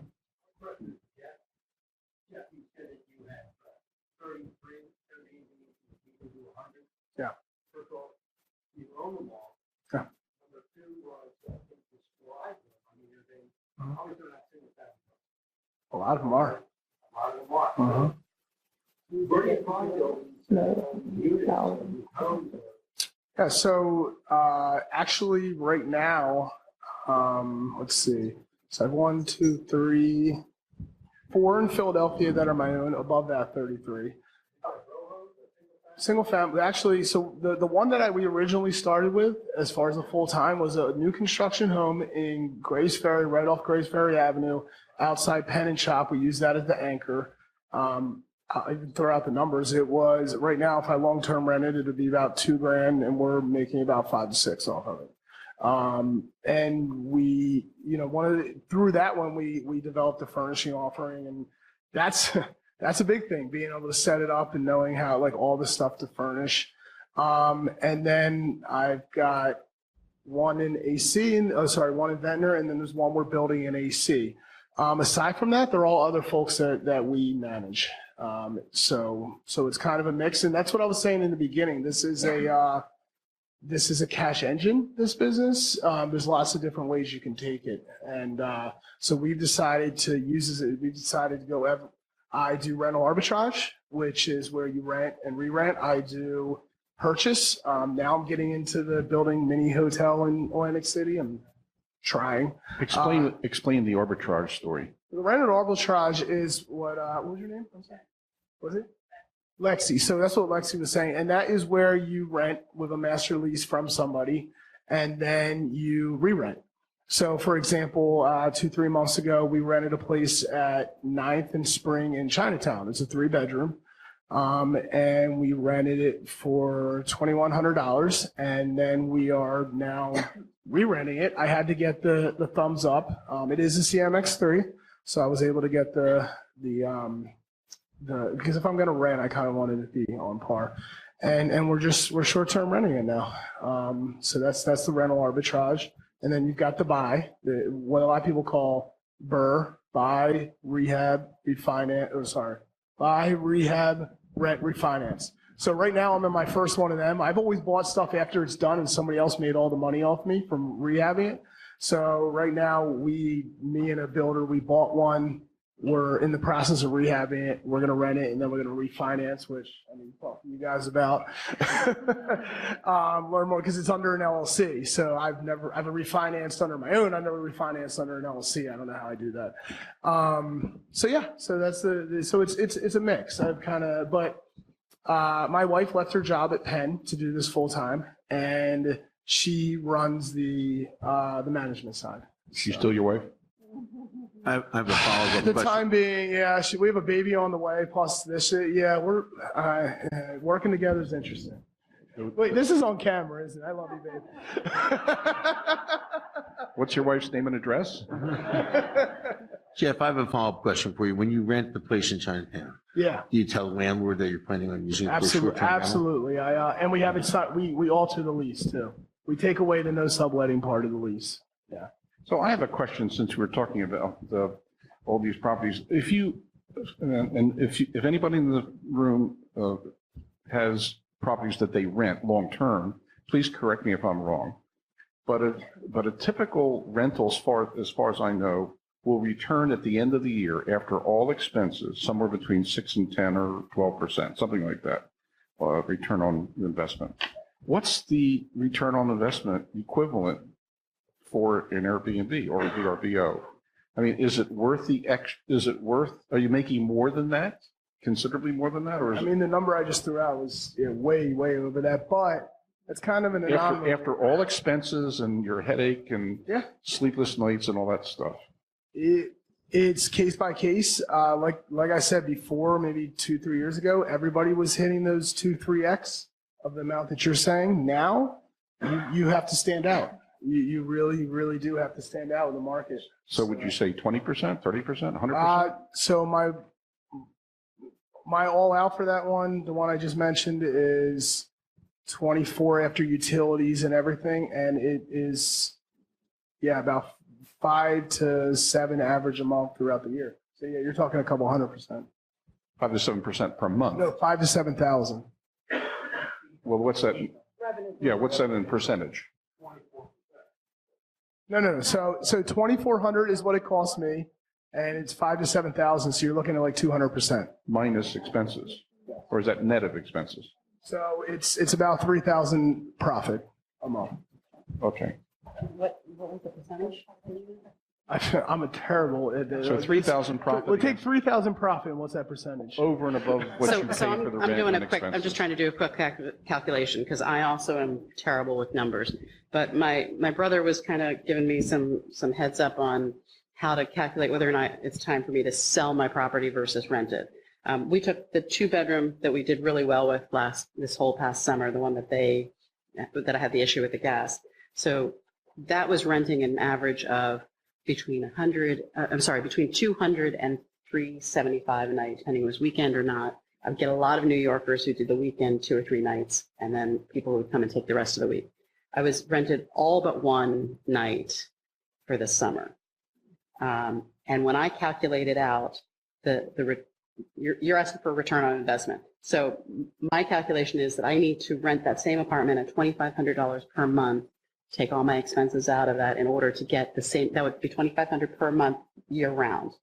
The problem right now is that the area, even though I'm overlooking Asbury Park and it's very popular, it's just there. It's not, I mean, I'd have to really push to get the $2,500 a month. But if I got that number, it would be equal to all the running around and having the cleaner and the back and forth and the stress that goes with, oh my God, did they get it clean so that my next people can come in 3 hours and Am I going to get a bad review and all that No. stuff, right? When I calculated that out, that came to 0.5%. And according to the rule that my brother was telling me, it should be a minimum of 1% to continue with a property. Yeah. So I'm not even in the Per right. month, per year? No. Well, so it's basically a 1% return per month 12%, on your total value. 12% a year, okay. Right. Right, which So is every slightly property more is than very, very different. Every property is different. so Angie. Sorry, I'm Angelique, putting you on the spot. Can I there. ask you, Give so let's us say your we do numbers, my Angelique. numbers and everything, right? Like ahead, I got the inventory, I got the sheets and everything ahead. So if I start, even the cleaners, I give them a certain quantity. I don't let them rip me off. And even cleaning supplies. And let's say if I say to an investor, if you're paying this, Would you do my properties? oh, I'll gladly talk with you. But We're going to talk right after that. that's what I was gonna ask you. Like, do you your cleaning supplies? Do you guys let's say track? Because even let's say when I have let's say a main storage, so one they don't have to run out of it, and then I have the laundry room where they need to do the linens and everything, right? And whenever it gets restocked, I kind of track and monitor like how often are we doing it, so I know on a monthly basis. What am I spending? What are my expenses? Because you're gonna have the set one. Sheets, those claims they have to pay them. But let's say so do you know, let's say, what you're spending on your expenses as well? Because Yeah, so I recently transferred to QuickBooks, which is a bear. And so what he's talking about with the classes, what a pain in the royal butt. I'm not going to use the other language Yeah. because that really is what it is. You have to outline every single property. And then so my husband does HVAC and he's a plumber. That's Okay. how we got into this in the first place. I was like, oh, I'll go to corporate, you do this on the side. So now what I do is I bill for each property an invoice if we do some work there okay. at what his regular rate would be, because otherwise I wouldn't be accurately accounting for what he's doing to see what that value is, right? So I only just had my first season and I probably made a ton of mistakes with it too. But that piece is what calculates into that 0.5%. Your cleaner's fee, that's kind of what I manipulate and use with that, hey, it covers the cleaners, but that monthly when the handyman comes or whatever happens, the landlord fixes that. But like how do you set your cleaning fee? I use it as So kind my of cleaner set my fee. Like I was saying, I would love this young lady to come to my if she area does it for me too, and then. set up her team, because I use Bruna, and Bruna is now pregnant. I think she's due in like 3 more months. And so she's got someone filling in. And so it's not, it's a little rough around the edges at times. I have to be at my property every time we do a switchover, which means if I'm doing the beach property and I'm up north, that's an hour and 15 minutes drive. So Oof, yeah. that's a bear. And so when you're talking about systems and I'm like, how does he do that with 30? We're going to have a chat. I'm going to pay you to show me how to do that. Because Willie is me. yeah, and he has you, His wife right? texts me all day. Yeah. So like you need that cleaner. Now, now you Well, get no, Lindsay. you need it, in but there. do you incorporate, let's say you charge so much, right? Do you, when on your Airbnb app, because your room fee is separate, but this is your cleaning fee, do you set it exactly what she's charging you? No. In fact, I learned that from VRBO the very first time. VRBO Mark, closer came to the and mic, please. Oh, Mark. I'm so sorry. So VRBO was the first platform that I was involved with. And that was many years ago when they were the original platform. So they came out and stayed at at the time it was a 10-bedroom house, 5 bathrooms, 10 bedrooms. And their deal was people that worked for VRBO could rent anywhere. And they only paid like a small maintenance fee. They didn't pay the whole rental fee. But in return, they gave you a little write-up. So my posting said, the VRBO bear stayed here, and then they wrote all the good stuff about my town or whatever. When they finished, they also gave me a big checklist of what I needed to do. And they told me, don't charge the $125, charge $450 to clean the house. And I said, but I only pay $125. Doesn't matter, that goes into your profit margin. And that also gives the person who's renting a place the belief that your house is immaculate regardless, right? Because they want to pay what it's worth to have it cleaned. It's a humongous house. My 2-bedroom, I pay Bruna $55, but I charge $125. Yeah, if I could just say something, because I know some people in the audience may be thinking of this as an expense for you. But one of the eye-opening things for me that I didn't understand was when I was planning my budgets and stuff, I thought I had to carve out cleaning and all that extra stuff as part of my expense and my profit margin. The guest pays all that. So you could charge the guest $400. They're going to see that during the checkout, and they're going to move forward and check out. They want a clean place. But I wanted to have Amberlee, if you could talk to, it's not just about cleaning, because one of the things that we've all been hearing the panel say is you're operating like a hotel. And guests now expect to have not just a clean room anymore, but it's where you're going to stand out is if you go over and above. That's where you're going to get the high occupancy rates on this platform. So what are the kind of services you offer? Yeah, absolutely. So we have end to end. So you can be as involved as you want or as uninvolved. We offer a full linen service. We offer pictures before you list your property. We can use your refillable soap containers, refill them with the soap that you have preference to either get shipped directly to the house or to our warehouse. In the event that you don't have laundry capabilities on property, we have a laundry facility in downtown Philadelphia to where if you have 3 or 4 sets of linens, we can take all the linens with us, put the clean ones on the beds, and then go launder the linens and bring them back on the next turn. We have guests that have, or we have property owners that have baskets that they want customized with wine, water bottles, snacks, Tide Pods.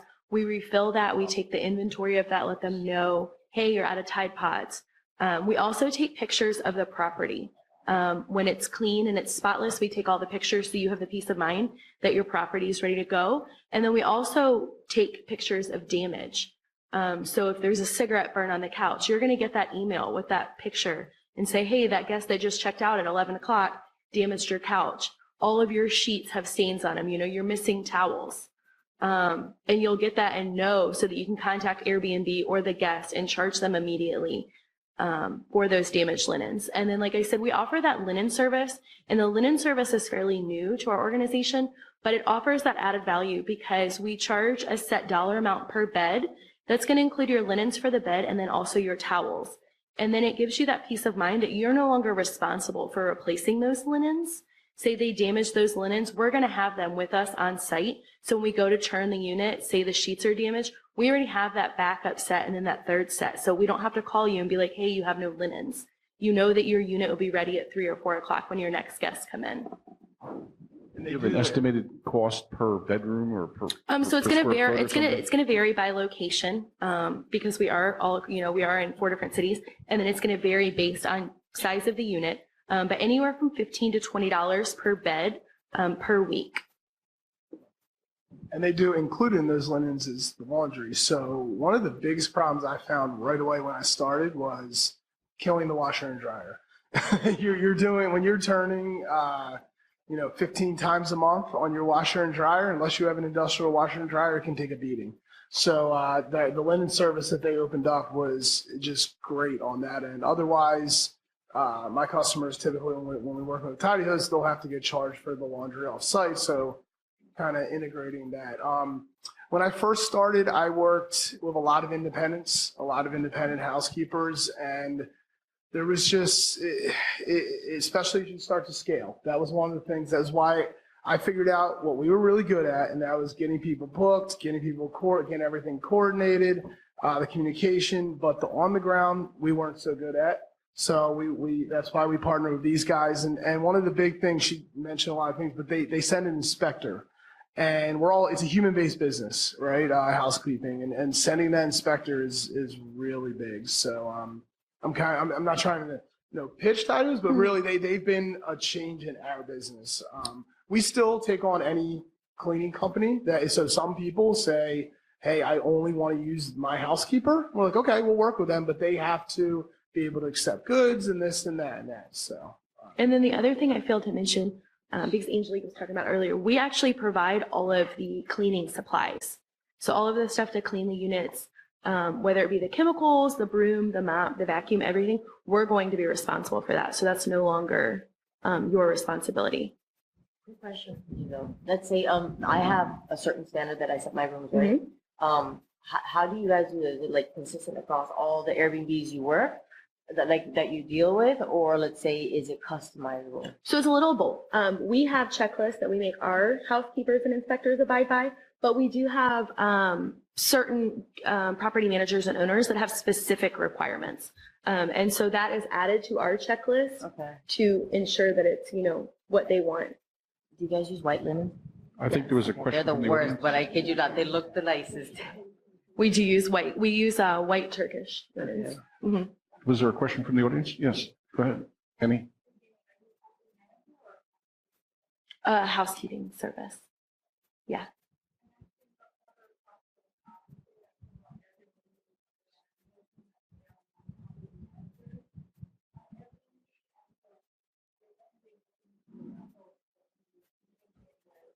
They're your co-host.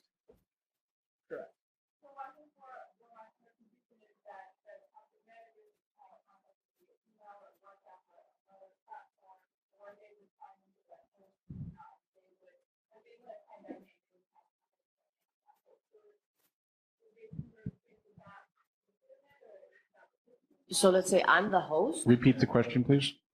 So you're asking if, let's say I have a co-host, right? The property manager asking if it's normal that his name's appearing and he's the one communicating with you, correct? Because like he's listed under me. So I appear, you say, hey, you see my profile, but he will be the one communicating with you. He will be the one doing the messaging, and he's the one that I appear. So let's say my property manager has more listings, right? I appear actually as one of his listings under his profile as well. So you can see both of our profiles. You can see his recommendations, his books. You can see his other listings. So let's say he has 10 properties and I only have 5 with him. You'll be able to see all of them, but he appears as my co-host, which is your property manager.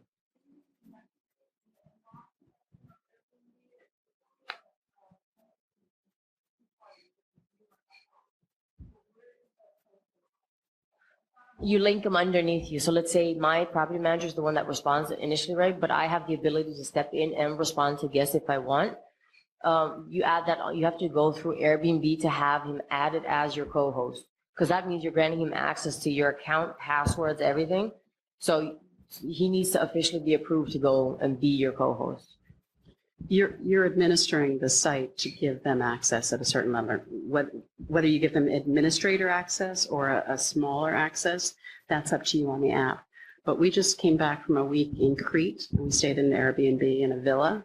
And their deal was that the person I was communicating with was really good with English up until the minute I booked, and then I got to the country.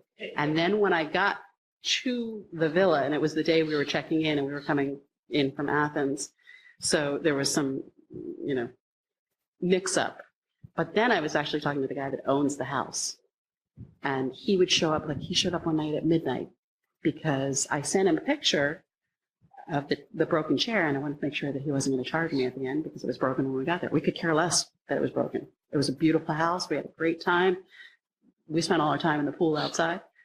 But he showed up because he thought there was an issue because I was showing a picture, without any communication beforehand. We were in bed, whatever. But different people do it different ways, and that just happened to be because of a language difference.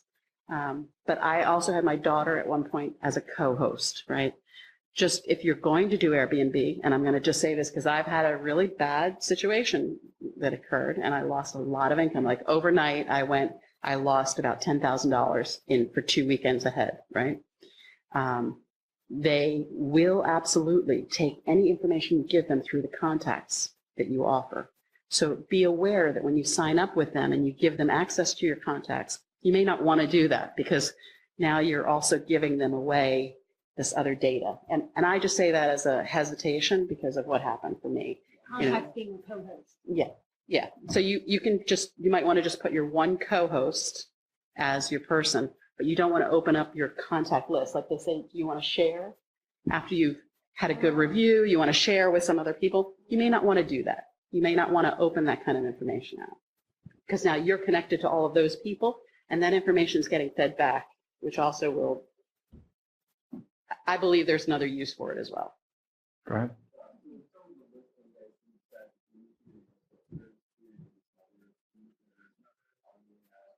So the service fee is what they're getting paid. So they're That's getting not paid. ours. Yeah, they're getting paid front and back, and which is, the same thing. That was one of the reasons why I wanted to get away from VRBO, because VRBO was charging me, but also charging the person that was staying. Okay. Airbnb is doing exactly the same thing. It's just at a lower cost, right? Overall, people tend to use a lower fee on Airbnb. Does that answer your question, Igor? Yeah. Okay, go ahead. Your question, please.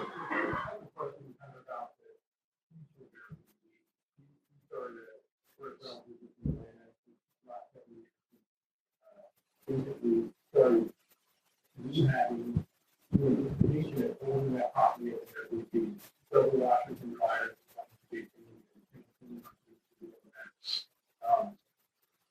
you said, early days was great. There wasn't many people out there. And so, the internet is significant. You brought up a good point about today, everyone's doing it. Thousands of it. You travel around the world and everything you can get over the place, those much smaller operations, but really helping people there. And they either need a location or the amenities, what you said. If you're there, costs. Yeah, with the cost, right? And so even with optimization of the properties and families, you know, we did extra rehab, we did really good work, we were keeping the long term to rent out, and we did platforms that was working, that we lived here.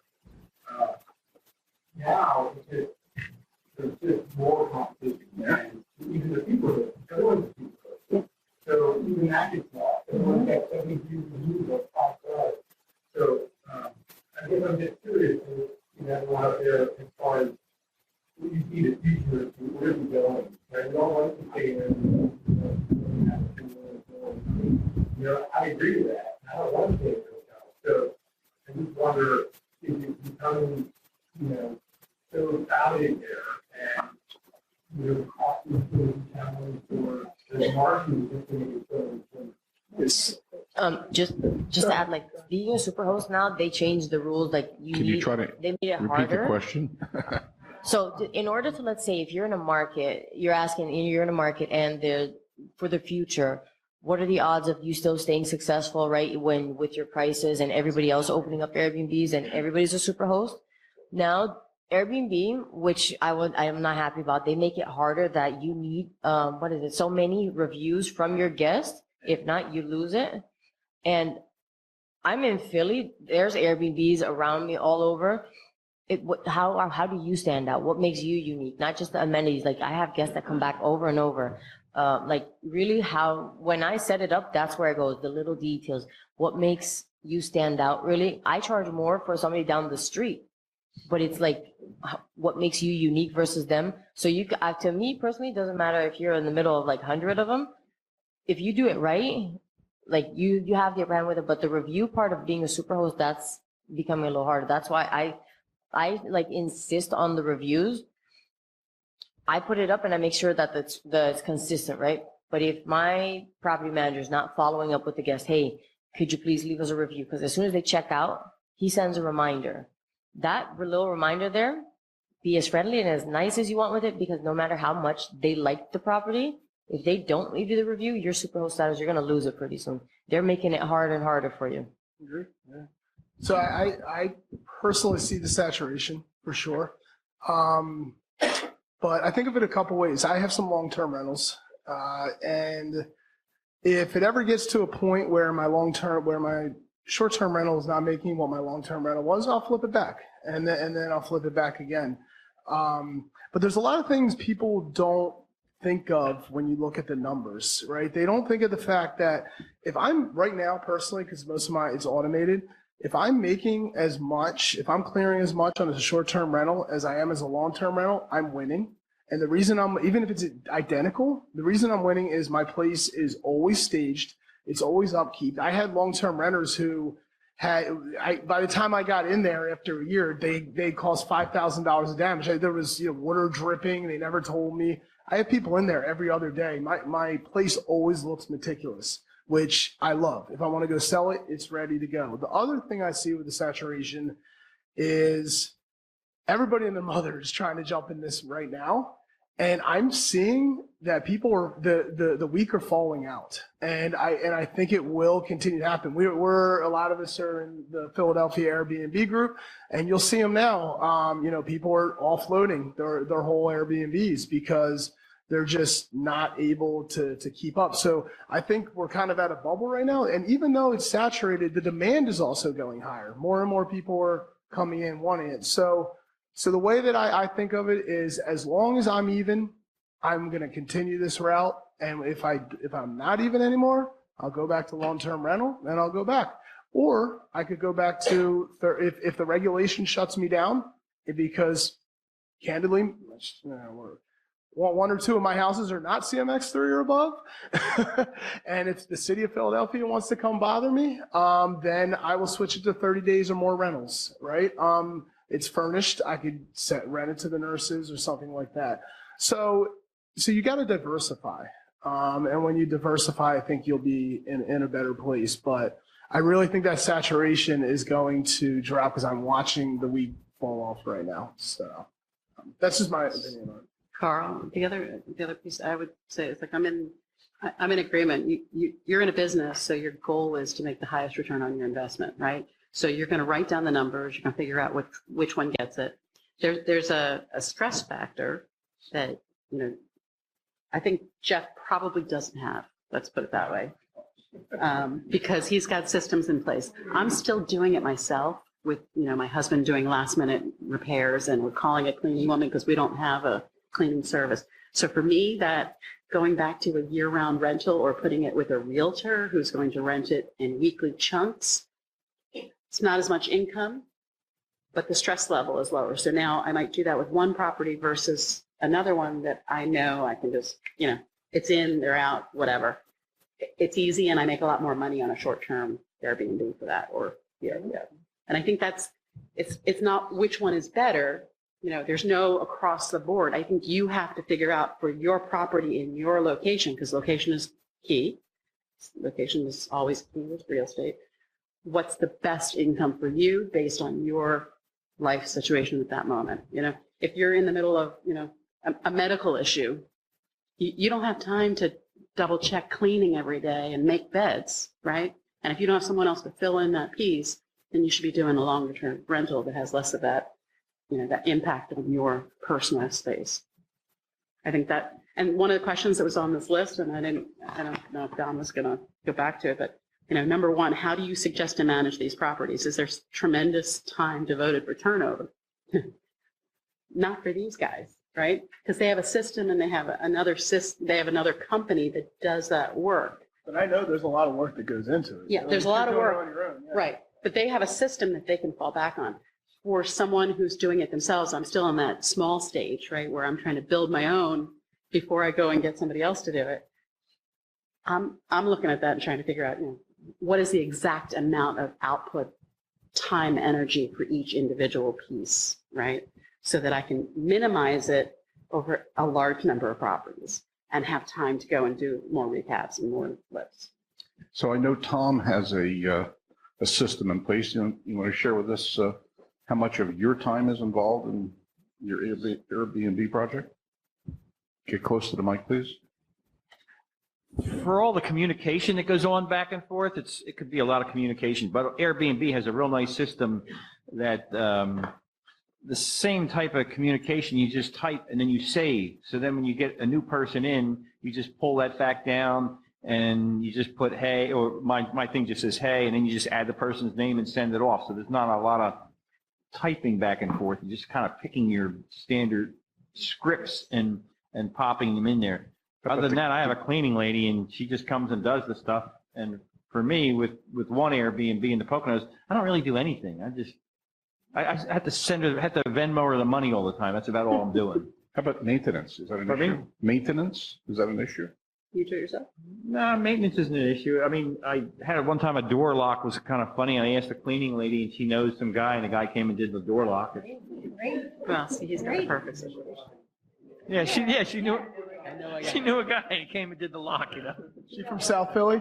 And then for the money I have, when people are sending you the money all the time, they just pay Airbnb, and I have it connected to my PayPal account, and it just shows up, and you just drag it to your regular account. I don't really do much. Yeah, we know that, Tom. Yeah, he's the busiest guy I know that doesn't do much. Go ahead.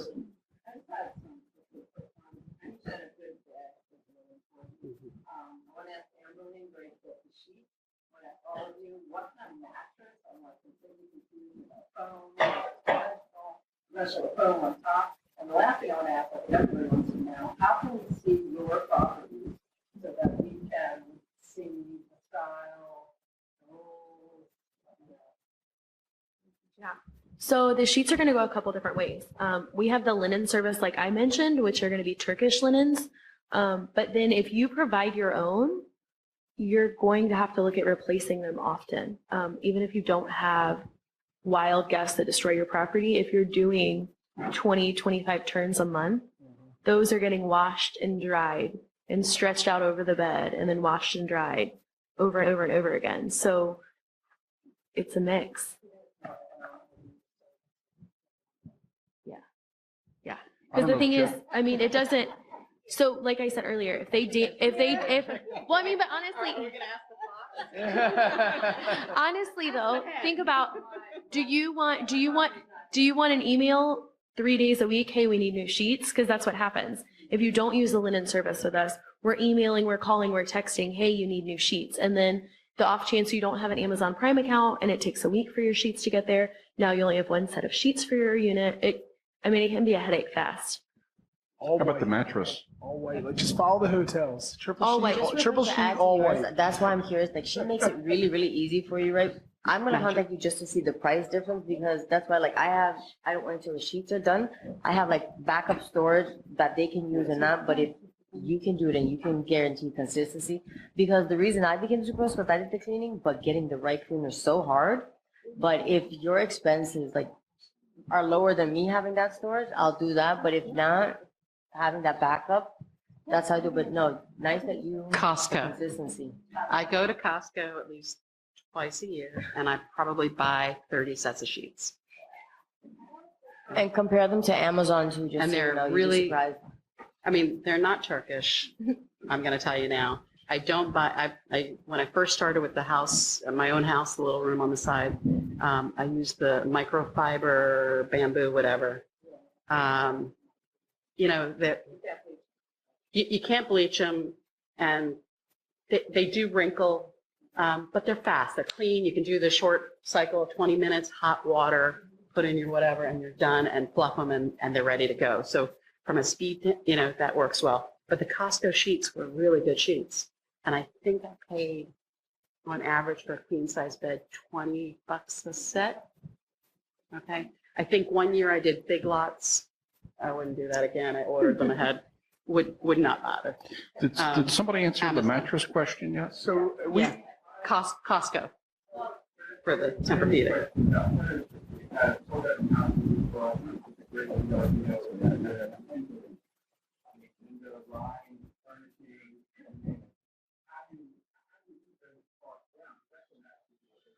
You better be a good bargain shopper. Yeah. That's So- that's what I did. When I set them up, you can look at my place, it'll look expensive, but I come from a room, we don't have coupons, we don't have discounts, and I love that about the United States. Everything I bought, I used it with a coupon, and that's the person that sets it up. You can, different places, you're not gonna get everything in one spot. That's how you customize it. Yes.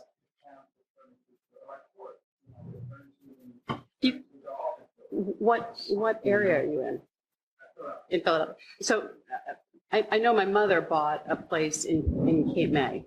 And at the time, it was a beach property that they were planning to use themselves. She went to a nearby furniture store, and they actually gave her a list of what she needed based on the number of bedrooms. And then she could give them a budget of $6,000, a budget of $8,000, a budget of $10,000, right? so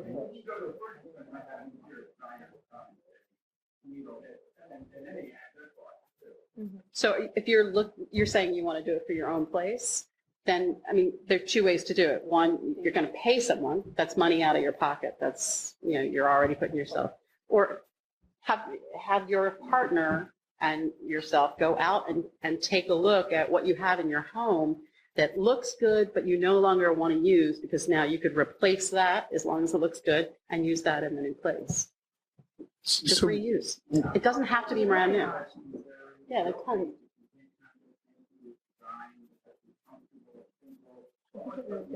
Yeah, I think it's what I have one place, it is like, I would never have rented it. But I had somebody rent it for a film. And then like 3 weeks later, for a music video. What kind of film? Yeah, okay, fair enough. We won't go there. No, it wasn't that kind of. I think it really depends. So like everyone knows now, I work for Tidy Host. I don't live in the Philadelphia area.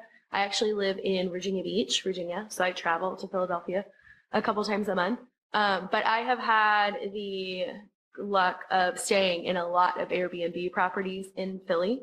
It really depends on what look you're going for. So I've stayed in some that have really nice upscale furniture, really nice dining room tables, and it's set and it's staged down to the placemat and the dining room setting on the table. I've also stayed in stuff that they went to the IKEA on the side of the interstate, bought everything, put it together in the living room, and it's done. So it's just, so, I mean, it just really depends. Just a note, IKEA has as-is furniture on Wednesday mornings until noon. It's like half price at most IKEAs. That's when you go shopping. And it's not to say that you don't need to do your whole place in IKEA, but there's nothing, there's nothing like getting a fabulous piece of fabric that you can put over a window that makes that window look really romantic. And you got it for $3 because it's in the as-is bin, But you have to be willing to do that piece up front.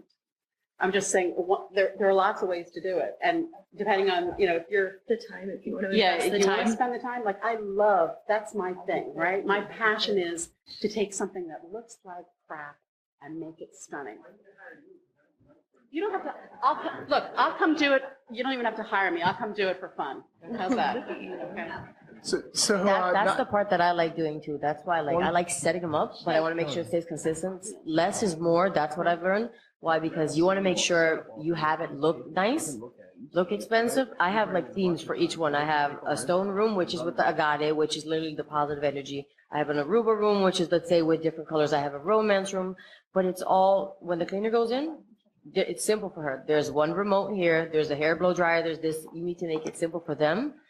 But the themes, the way you decorate it, that's what I like doing. So now that I have that system in place, you need to either have the passion for it or pay somebody for it or find her. Okay. So, and there's one more thing I would add, and I mean, Amberlee's going to cringe, so let's just close her ears for a minute. There's a place called Dollar Tree. Oh, Everything's a dollar. Don't do that. Don't do that. So, No, don't do that. Honestly. So honestly, we have had those emergent cases where the cleaner's on site and there are no washcloth and it's 1:30 and there's guests coming in at 4. And we text the owner or the property manager and they're like, go to Dollar Store, go to Dollar General, or go and get these. And you get those washcloths. You don't want to wash your face or your hands or anything in between with that thing because it's like a Brillo pad. You've got to find a happy medium between that that really expensive that you don't want damaged and that really crappy, less than acceptable quality.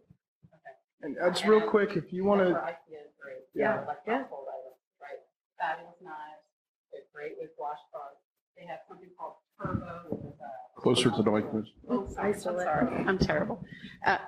Turbo, which is like a bath mat that has rubber on the back and it's curly on the front, but it's a man-made material, so it dries quickly. You throw it in the washer. I think I must buy, 5 or 10 of those every time I go.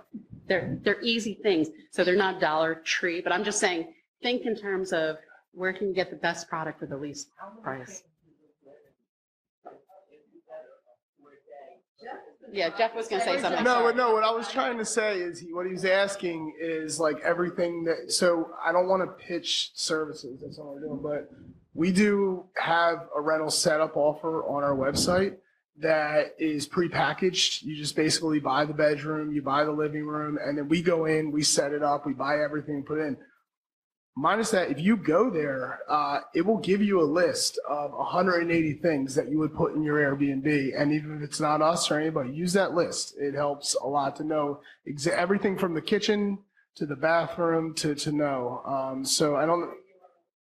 Am I allowed to give that out? All right, it's superhost.co, and then go to pricing and scroll down, and you'll see something that says furnishing offering. Click on that, and you'll see a little PDF book that will show you. It will show you all 180 things that we put in our Airbnbs.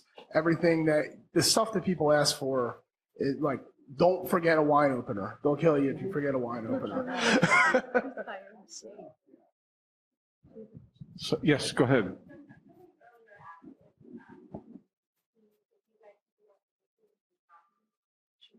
Yeah.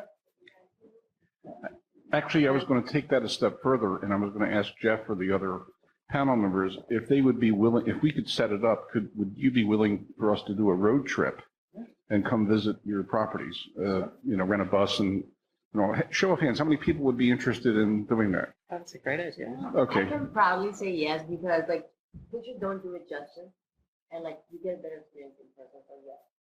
So how many people here have active ones running? Anybody have active? You do? You guys do? Okay. Are you just on Airbnb or are you guys going on? Cool. Booking? You're allowed to stay, and I'll even give you discounts so you get the full experience of it. Is anybody on Evolve, using Evolve? No? So Evolve is an entity from VRBO HomeAway. They're part of the same company, but they will put you all on all of those websites. They'll charge you for it. I think they charge like 12%. I tried them with my big house for 3 weeks and found that I compared what I was getting. I got absolutely no bookings from them in 3 weeks, and I compared to what I had already in terms of traffic, so I canceled with them. But they will come out and take pictures of your place, and they will put them up on all the websites, and then they'll manage it for you. But you cannot have a. That's exactly what you did. Yeah. I mean, and here's what I'm going to say. I did Evolve and didn't like them, but I will actually talk to Jeff about potentially doing that for my properties. No, so they are great if you want to be very hands-on. So they won't coordinate maintenance, and maintenance comes up a lot. Yeah. They won't coordinate maintenance. Or cleaning. If there's an issue, they call you. Or any of that stuff. Yeah. But if you just want somebody to handle communication, then yeah. Yeah, which. We'll do that.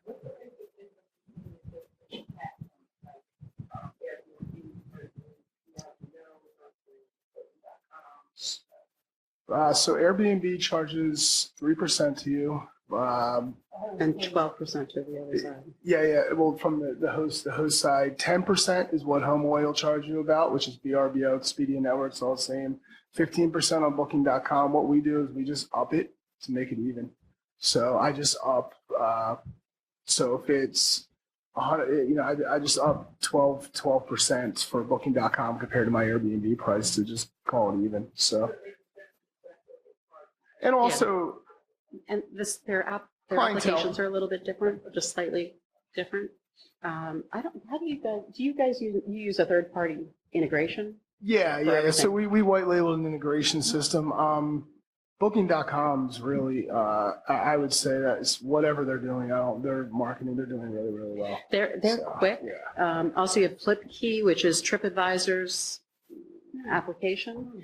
The one thing that I would kind of say is go out and put your stuff on every single one you can, because you can always take it off. That's no problem. FlipKey, I think, is 12% upfront. And now they're all going to this charge for handling your money. VRBO is requiring you to use their app. And so you have another like 3% charge on top. They're different, each app has their own thing. Well, ladies and gentlemen, we had 12 questions that were posted on the registration system when you guys registered. I don't want to go through all 12 questions because, I think we've hit most of them. For those of you who register or who put a question on the registration form, if your question hasn't been answered yet, please ask it, because I don't want to go through all of this again. Yes, go ahead, Santa.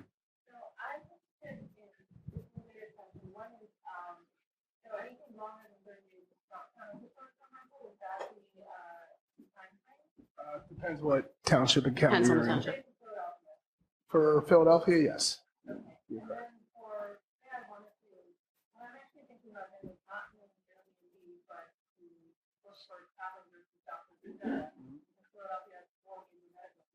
Yep.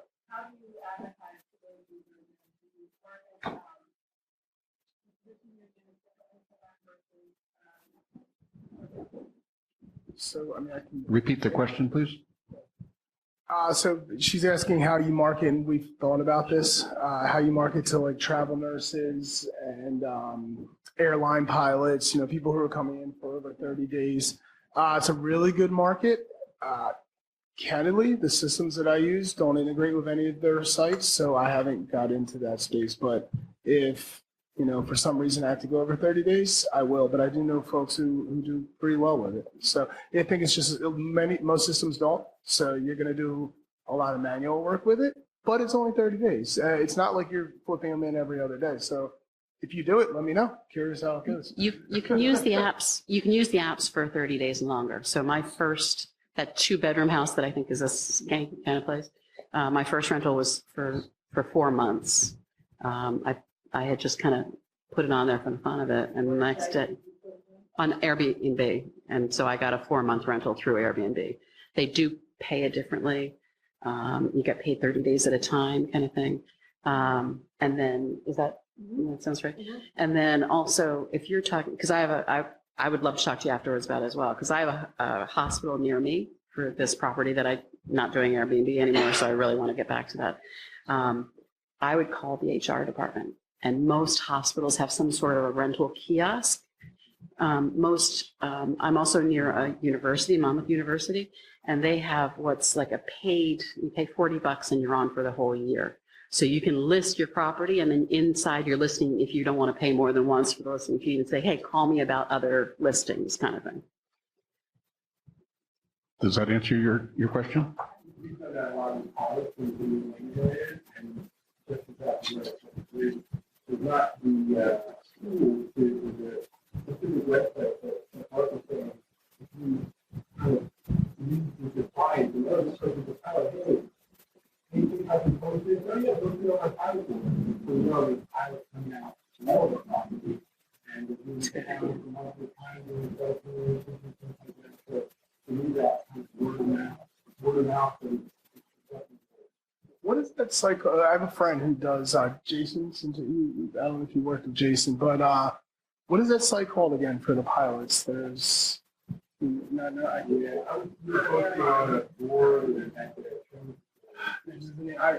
How That's an idea. I have a small airport near me. Maybe I'd call them and see. Well, ladies and gentlemen, it's 8:30. Crash pads. Crash pad is That's a really great idea. Came to me.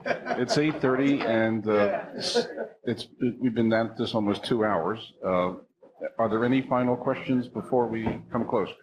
Yes, go ahead.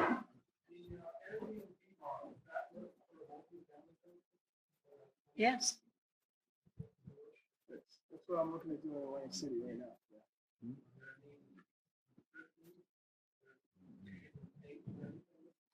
Repeat the question, please. Township by township, it really is. Yeah. Make sure you find out the township the building's in, because if they have longer than 30 days, then you've got to be aware that you're going to have a different type of rental than the optimum Airbnb, which is short term. Multifamily? Yeah, so I have a 2-family. It's not a multifamily. Each one gets listed separately.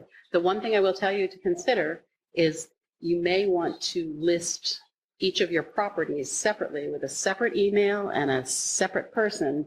And the reason I'm telling you that is because I had all mine under my name, Lark Tyler. When I got canceled, everything got canceled. My personal trips, as well as all of the guests that I had booked at all 5 of my properties, everything got shut off.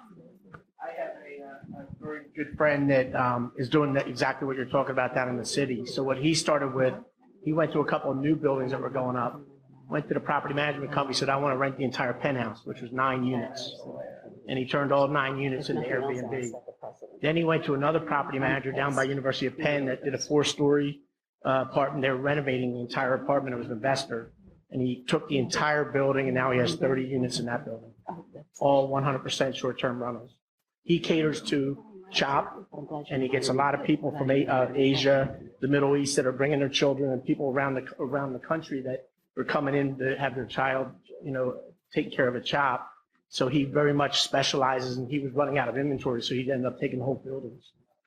Can I add one additional thing to anybody who's going to do the Airbnb thing? And Claire just reminded me, and I appreciate that. So when you sign up to do the rentals, you are putting your information in the app, and the app is sending you sort of a little profile. So you have a calendar. You can take a screenshot of that calendar, and it says it shows the picture of the person that's coming, and it blacks out kind of that space, and then you see the next person.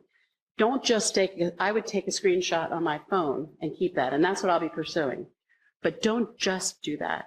Go into each reservation that you get and download the information, because when they canceled that $10,000 or $8,000 2-weekend that I had, it happened to be See Here Now. I don't know if anybody heard about that.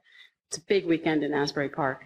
When they canceled that, all the information that I would have downloaded into my application, as opposed to just using the Airbnb and app, I could have then reached out to each of those people to say, hey, the app canceled your reservation, but if you want to stay with me, it's still here. I felt uncomfortable doing that because I felt like I was supposed to go the legal route, right?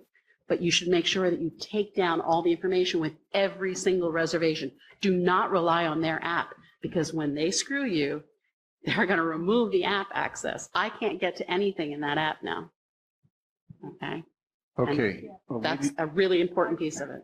ladies and gentlemen, let me tell you how we're going Sorry. to wrap up here. No, that's okay. That's fine. Smarty needs to leave in a moment, and I'd like him to just announce what he's going to present at our November workshop. And after that, I'm going to ask each of the panel members, starting with Angelique, because we'll go in reverse order. Lark, do you want to be last again here? Sure. I don't care which way. You'll be last. To ask each of the panel members to give us a moment or two of their words of wisdom, what they want to leave the audience with. So, Smarty, tell us about November.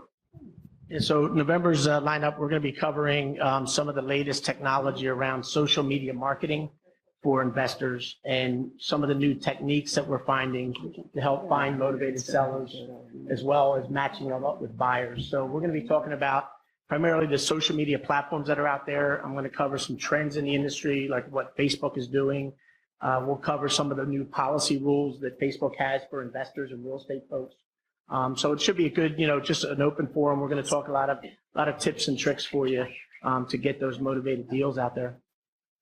Thank you. Okay, Angelique, you start. Give us a moment or two of words of wisdom that you'd like to leave with the audience. And speak into the mic, please. Unfortunately, I won't be able to stay after because I do have to go too, but I would love, if anybody wants to contact me, you can. But my word of wisdom is like that college degree, that master's degree, everything I've had doesn't value me, did me nothing but give me depth. If you're good at something, you enjoy it, financial freedom, living life, enjoying it, that's why I want to expand with it. I don't want to be stuck to a desk. I don't want to be a slave for another company. Invest your time in something you'll love. And that's why I want to expand with it, because I enjoy it. And again, my significant other, he's a doctor. If he's not in the office, money doesn't come in. This is the opportunity that I'll be there for him, and the business keeps running. So the sky's the limit with it. And thank you guys for listening. My words of wisdom are pick your niche in real estate and just keep working real estate. If you're going to do rentals, you're going to do flips, you're going to do buy, hold, and refinance, whatever. Just kind of keep working on your real estate. Airbnb, I'm not really doing it for the money. I'm just doing it because I had this house in the Poconos, and I just figured I'd turn it into an Airbnb and get rid of the expenses on it. I don't know how much wisdom I have. I have money for you, but I don't know how much wisdom I have. I think I've been involved in real estate for like 40 or 50 years. I've done rehabs, fix and flips, everything. I really enjoy the money end of the business. That's why I'm in it now.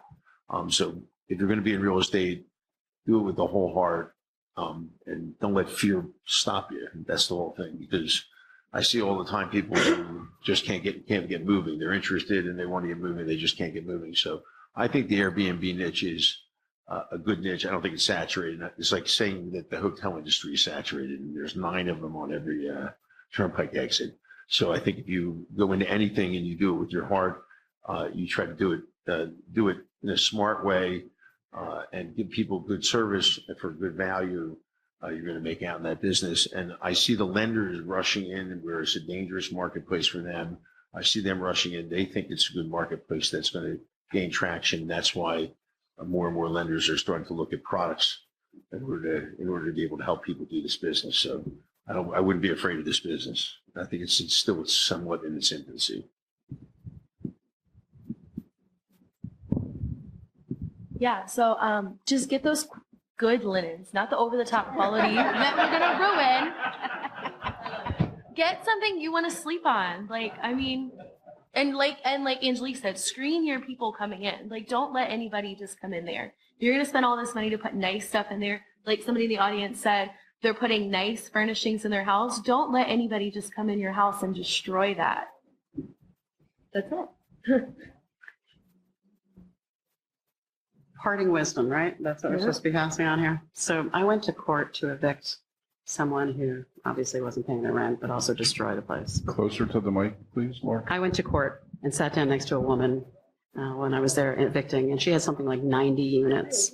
And I've been doing this for a long time, and she opened my eyes. I said, how'd you get to 90? I was like, ooh, money, money, money. Like, how could I get to that many units that I would have no worries, right? And it's the same thing that she said to me. Go in, look at it honestly. Don't throw a lot of money at it first. Go in and look at what the marketplace will hold and just do what you absolutely have to. Not saying that you shouldn't make it fabulous. Like Angelique was saying, she does a fabulous job, but she doesn't have to spend a lot of money. Think about it. Don't rush to get it done. Don't pay somebody else to do something that you could do. And don't be afraid to take that first little baby step, because that's the piece that makes it all happen. If you put 20 baby steps together, you're there. It's done. And it's well worth it. Frustrating, but it's there. But I'm very grateful to Airbnb for giving me the opportunity to meet these people from all over the world. You know, it's just software. It's just code. You know, it's kind of amazing. And they're kind of woo-woo about, you know, making the world a different place. But I've hosted something like people from like 32 countries, and it's really opened up a different world to me, and I'm very happy about that. Also, give people that didn't have a chance to supplement their income, right? Which is awesome. We're all grateful for that. I told you guys I was going to be a little amped up, so I think I've talked enough. But I mean, the couple things I would think is, you know, decide. Do you want to, if you're going to enter, do you want to be hands-on or do you want to be hands-off? And sometimes when you are hands-off, the people that you're working with can help guide you, and then you become hands-on. Look into the regulations. Really do look into the regulations. If you want this as a long-term business, you need to be right. And then the last thing would be that those would be two of my three things. And the last one would be find your why. Like why are you going to do it? And don't make it just the money. There's a lot more benefits out there. So folks like these guys are really enjoying, right? You enjoy interacting with the guests. Is it that you enjoy interacting with the guests? Is it you have a home that you're making money off? If it's a vacation home, but you can also go use it, right? Instead of it just sitting there. And also, you know, it could be staged. And it can be beautiful and well maintained, right? So there's lots of whys aside from just the money. So those would be my three things. Very good. Let's give the panel a great round of applause.